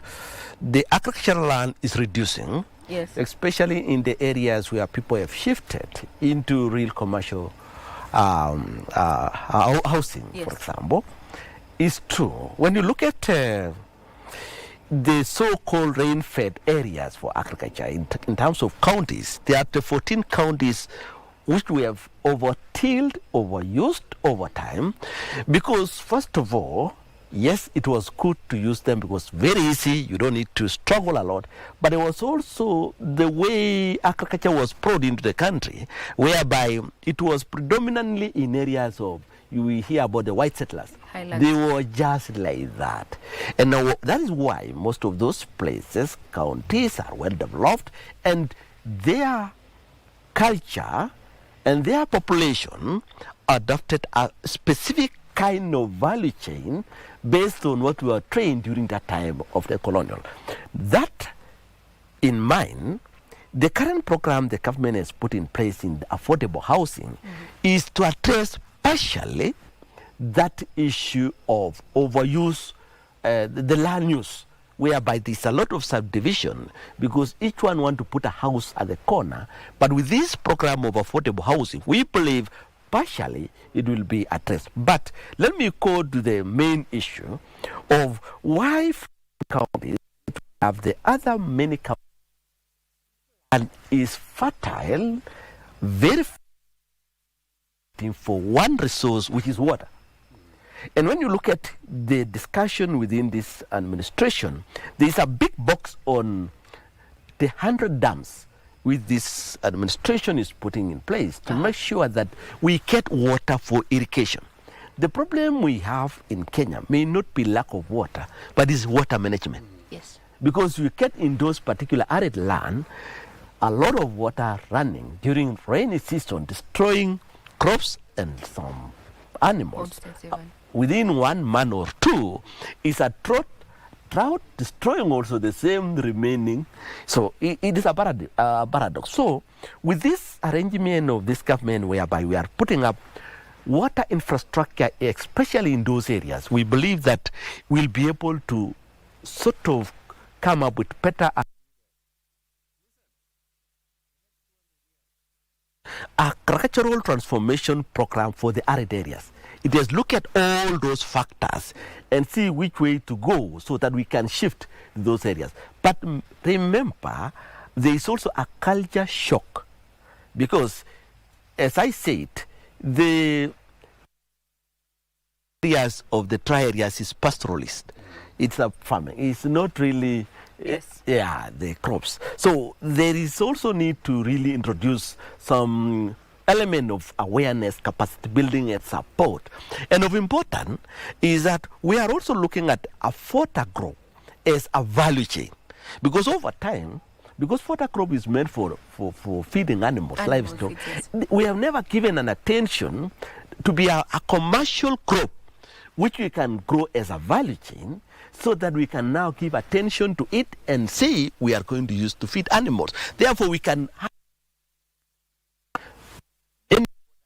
possible as we shift some of the areas like Karisa, some of the areas of Wachia, where they have grown rice and some maize. In fact, their production is wonderful. You can never imagine. But the last one, you talk about age. It is important. Agriculture for the youth. Yeah, agriculture for the youth. It's attractive. We need to make agriculture and not making money. Yet it is feeding us. Yeah. A program that is tailor-made for the youth. Yeah. Is there one in the offing? Or is one working? Yes. First of all, let me appreciate that space. First of all, the average age of our farmers is 60 years. And not only in Kenya alone, in Africa, and mostly in the world. And everybody's worried. What is cooking, what is happening. Now, in Kenya, it is at the center. It is true. The people who own land are not youth also. And when you are also looking for collateral to finance youth, sometimes we used to say we need land so that you can give you funding. But if you don't have land, the land is with your parents or your father, then you don't qualify as a youth to get a loan for farming. Now, what is happening here is we need to make farming attractive to the youth.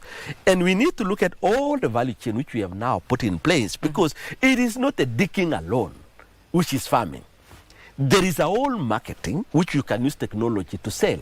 that is attractive to the youth. You can have a platform to sell, aggregation to really bring together the produce. So we have looked at each of the value chain, and our program, you are calling it, I think you have seen, Youth in Agriculture. Youth in Agriculture. Yes, you must have. We have launched it and it is up and running. I hope it gets to that particular point. Before you speak further, I'd want you to answer a question from a farmer here who is doing rice and they're dealing with the snail menace. What are you doing about it?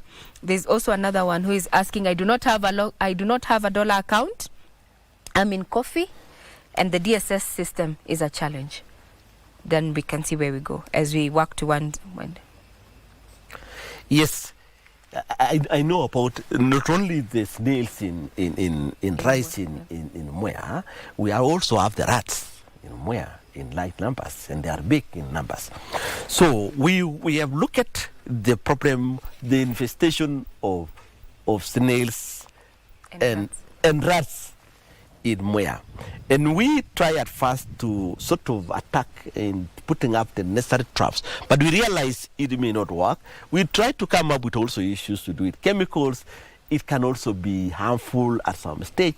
And within the government, we have tried to come up with a more comprehensive program, whereby instead of really destroying this or having one-stop measure, we are looking at a whole facility whereby all these particular pests can also be utilized for feeding some animals, especially we have realized they can be used for chicken feed.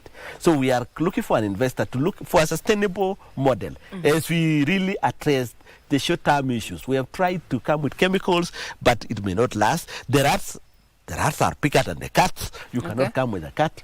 So those are the things. But let me tell you. That is in long term.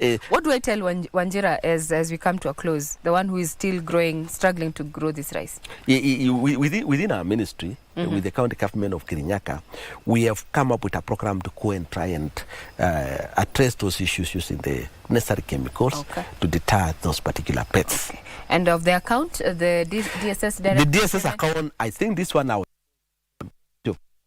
because it is not under my ministry, our ministry. Very well said. We have been discussing agriculture. I'd want to know, Prof, do you think Kenya is ready for the next planting season as we bring this to a close? It has to be. Oh, it has to be. I mean, look, we said if we aren't ready, if Kenya will not be ready for the next planting season, then what?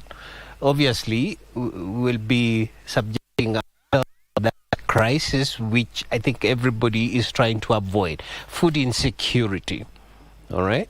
So I think, Kenya should be ready for planting in the next season. The conditions need to improve. The challenges need to be addressed. Some of those challenges, obviously, that we have talked about. The market needs to be looked at, because obviously if you tell the farmer to plant, then what? There has to be some return after planting. So yes, Kenya, I think, is ready for planting.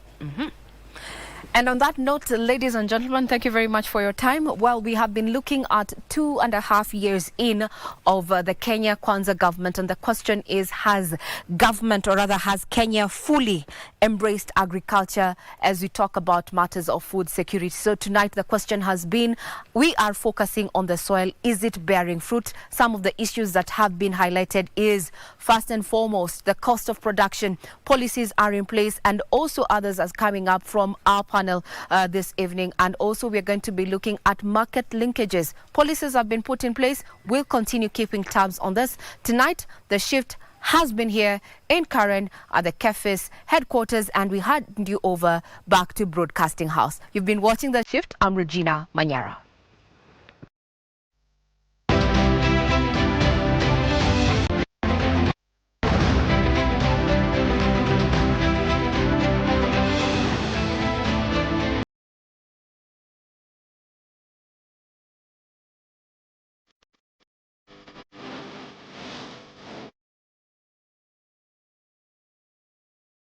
Inuka na moto sasa kwa star 570 hash option ya 4 kuna kashamba juja na nika 50 by 100 worth 1.7 million Kenyan shillings. Na hii si shamba tu, iko kwa prime location few minutes from Juja town. Stima yako iko ndani na kama ni development rapid and so promising. Na mambo ya landlord mwisho wa mwanzo ni hapa. Ukishinda hili shamba tunakuongeza 1 million Kenyan shillings ujijengee nyumba yako kwa shamba yako.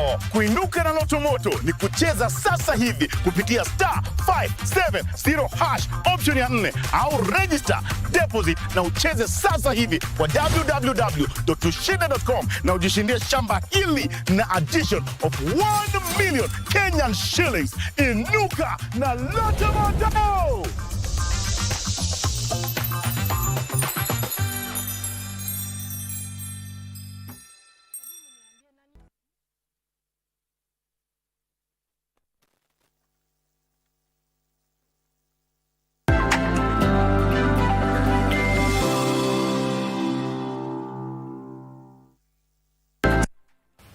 Thank you for watching Prime Edition. My name is Betty Kiptum. Let's get the latest in the world of business. Now, more than 90 investors have sealed deals to establish at industrial parks and special economic zones being established in the country.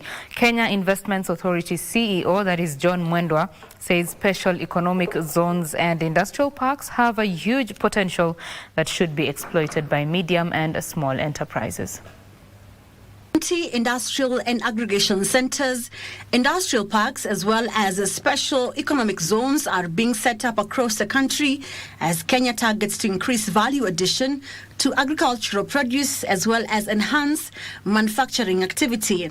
Speaking during the launch of the Link Warehousing and Logistics Park within Tatu City in Kiambu County, Kenya Investments Authority CEO John Mwendwa underscored the role of the industrial parks in supporting businesses and the economy, with stakeholders noting that over 90 businesses are at different stages of setting up operations. The government has been very strategically trying to attract and retain investments.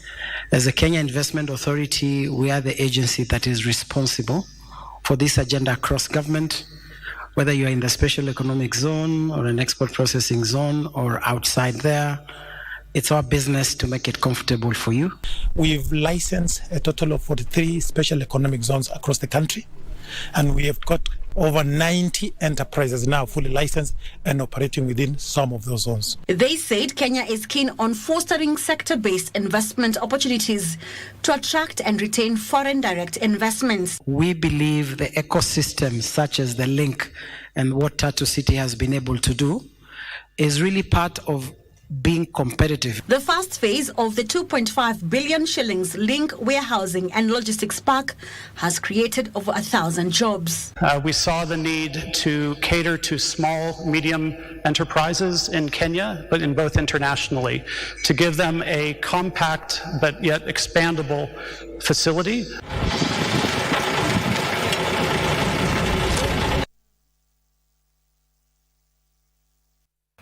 And Kenya Power will spend 40 billion shillings in the next 5 years to modernize and revamp its infrastructure. Managing Director, Engineer Joseph Siror, says the investment will help stabilize power supply and cut system losses, which peaked to 23.65% in 2024.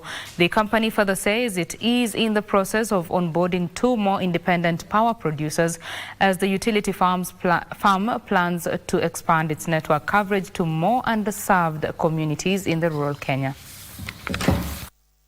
Despite investing billions of shillings in network modernization systems, losses continue to haunt Kenya Power, where close to a quarter of all power transmitted is lost.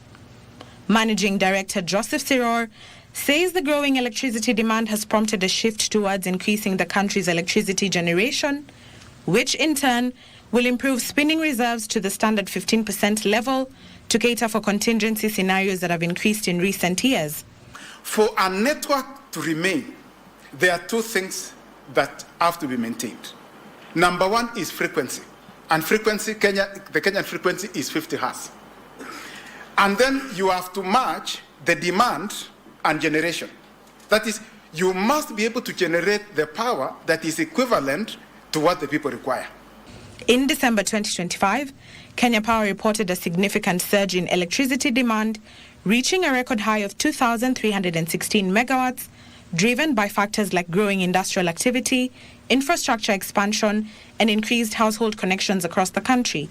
Speaking during a meeting with the members of the Kenya Editors Guild, Siror says the increase in energy demand is putting pressure on power generation capabilities to meet demand. To address this, Kenya Power says plans are underway to invest in heavily modernizing the existing power transmission lines to handle increased demand and reduce grid failures. Additionally, the utility firm says it is onboarding 2 new independent power producers as it seeks to diversify the energy generation mix. I think the commitment we can have is that for all the future IPPs, whatever cost they are coming up with is going to be quite reasonable, and it's not going to be exploitative as it happened in the past and in the sad past, which possibly a number of Kenyans have still remained with that. The utility firm is in the process of implementing the last mile connectivity phases 4 and 5, which seeks to connect a total of 290,000 new customers to the national grid. Ndutamo Kami for Prime Edition.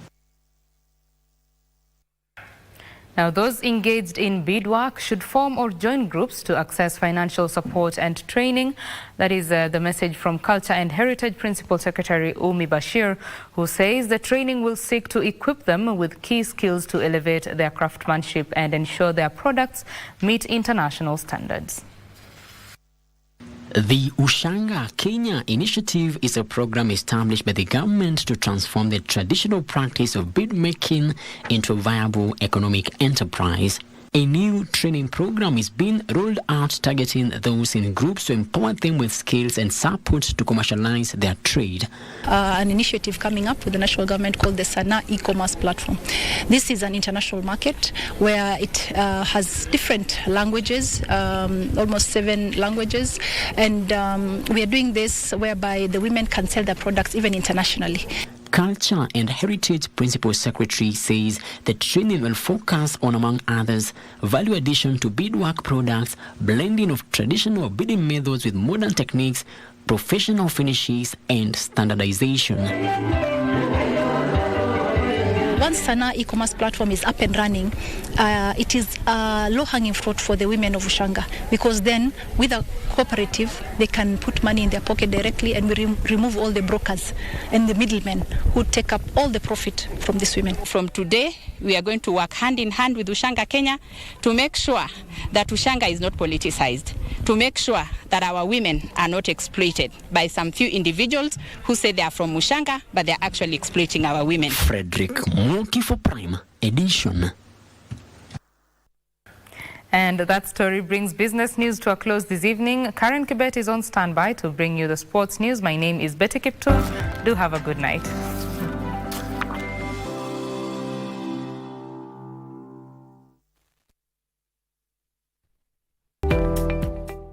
Jet A1, cheza avieta bila data bila credo.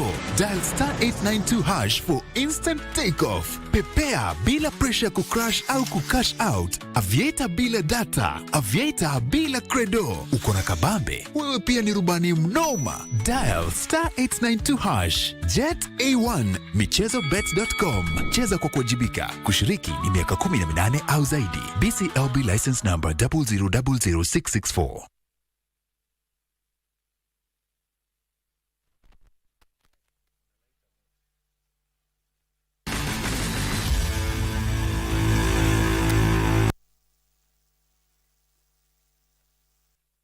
Welcome back to KBC Prime Edition. It's now time for sports. My name is Karen Kibet. Kenya's preparations for the 2024 African Nations Championship CHAN and the 2027 Africa Cup of Nations AFCON are progressing as planned. During a Senate Committee on Labor and Social Welfare session, Cabinet Secretary for Sports Salim Mvurya updated the committee on the ongoing construction and renovation of key facilities for both events. The CHAN and AFCON tournaments will be co-hosted by Kenya, Uganda and Tanzania in August 2025 and 2027 respectively. The Sports CS addressed concerns over the delayed CHAN, which was rescheduled from February to August this year. Sports Principal Secretary Engineer Peter Tum highlighted the government's focus on infrastructure development and grassroots sports academies, emphasizing the importance of exposing Kenyan teams to global competitions for their growth and development. Meanwhile, CS Mvurya also welcomed the new Harambee Stars head coach Benny McCarthy, where he pledged government support in restoring the lost glory.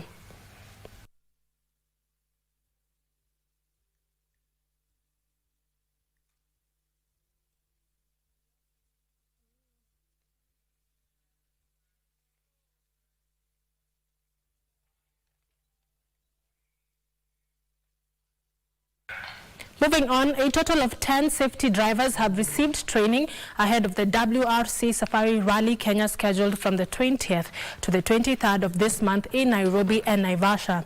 The safety drivers have been undergoing intensive defensive training at the Glen Edmonds Advanced Training for the last 4 days in conjunction with Sifao Mobility. The drivers were trained on vehicle control, emergency braking, and the ability to properly use the anti-braking system while driving on different road surfaces. This training is very important, not just for the Toyota drivers, but for every other Kenyan. There is need for every person to undertake advanced driver training courses. The training also encompassed the simulation of scenarios likely to be encountered on the road and how to deal with them by either changing the lanes or avoiding the obstacles. The three fundamentals that we focus on any average driver are three. One is knowledge, skill, and attitude. Because you might have the knowledge, you might have the skill, but if you have the poor attitude, then getting anything that it might be trying to impact you with might hinder you from giving or yielding the correct results. The objective of the exercise is to improve the driver's capability to handle the vehicle more so during the emergencies that may occur during the World Rally Championship. I've been shown how to brake, I've been shown how to handle the terrains, the unexpected occurrences, and it's going to be smoother than before. The aspect I've picked from the training is to have the right attitude in terms of safety, in terms of being a driver. Always have the right attitude.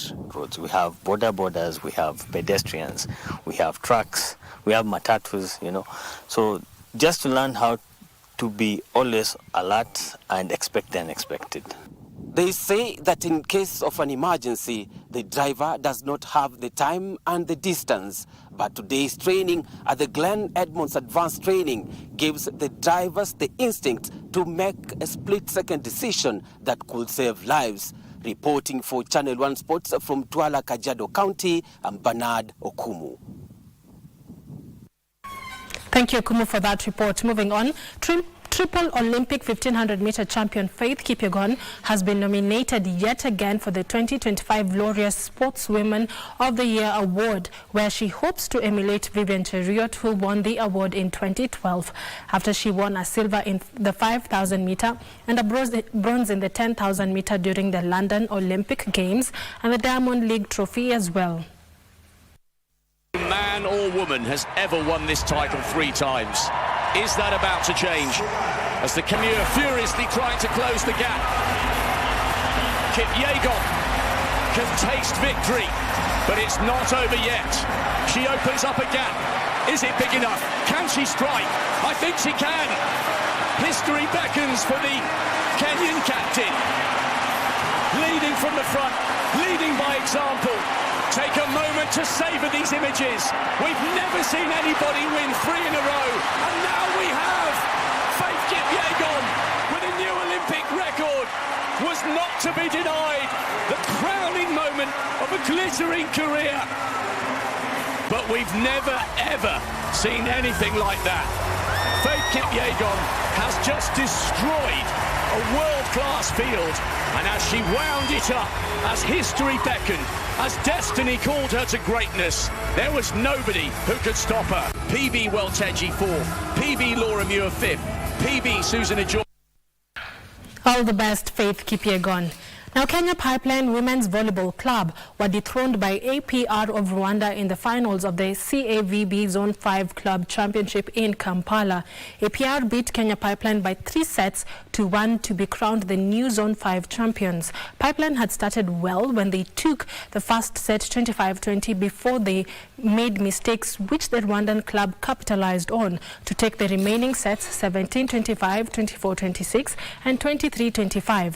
The Kenya Pipeline beat Sports S by 3 straight sets in the semi-finals to maintain their unbeaten run in the campaign against APR, as APR beat KCB in Cuba by the same margin in the other semi-final. All in all, there were some outstanding individual performances from, among others, Leonida Kasaya, who was named the best outside hitter, and Lois Simuyu, who was the best setter of the championship. The most valuable player was Diane of APR Rwanda.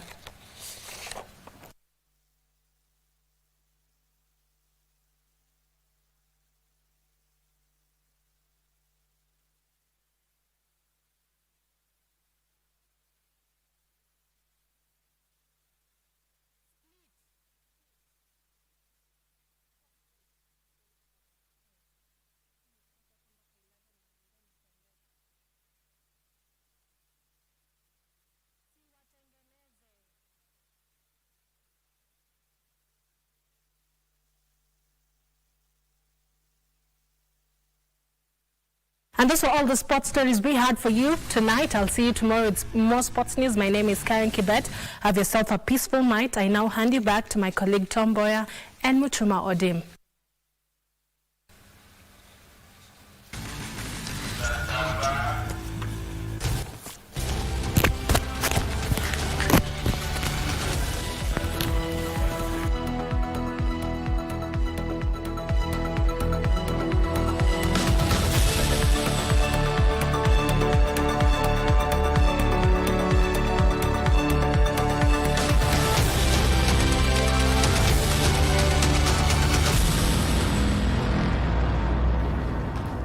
I want to thank you all for your patience and thanks for watching. My name is Tom Boyer, wishing you a pleasant evening. Good night from Nairobi, Kenya. My name is Muchuma Odim. Good night. God bless you.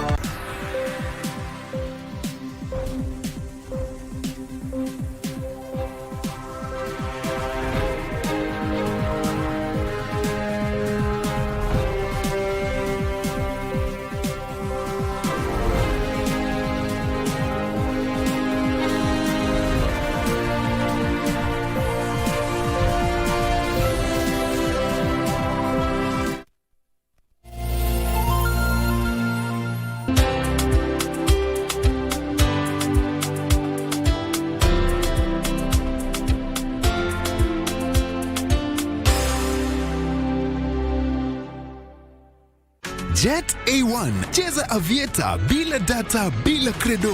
Dial *892# for instant takeoff. Pepea bila pressure kucrash au kucash out. Avieta bila data. Avieta bila credo. Uko na kabambe? Wewe pia ni rubani mnoma. Dial *892#. Jet A1. michezobet.com. Cheza kwa kuwajibika. Kushiriki ni miaka 18 au zaidi. BCLB license number 0000664.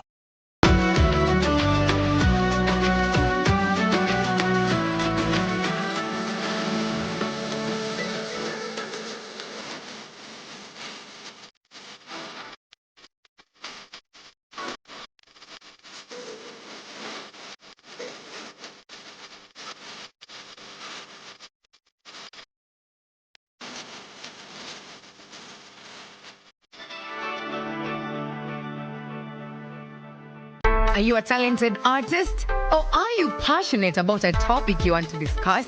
But money can be very hard to find for an upcoming artist. Don't worry, Studio Mashinani has got your back.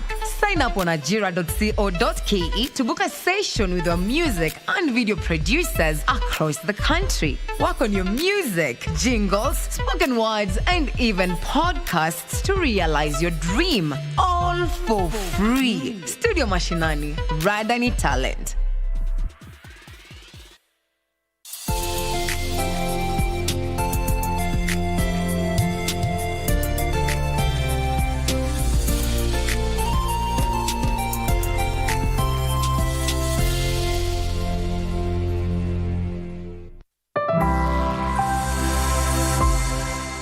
Cheza loto, shinda pesa mo. Yet another blessed week na tuko na watatu hapa pia.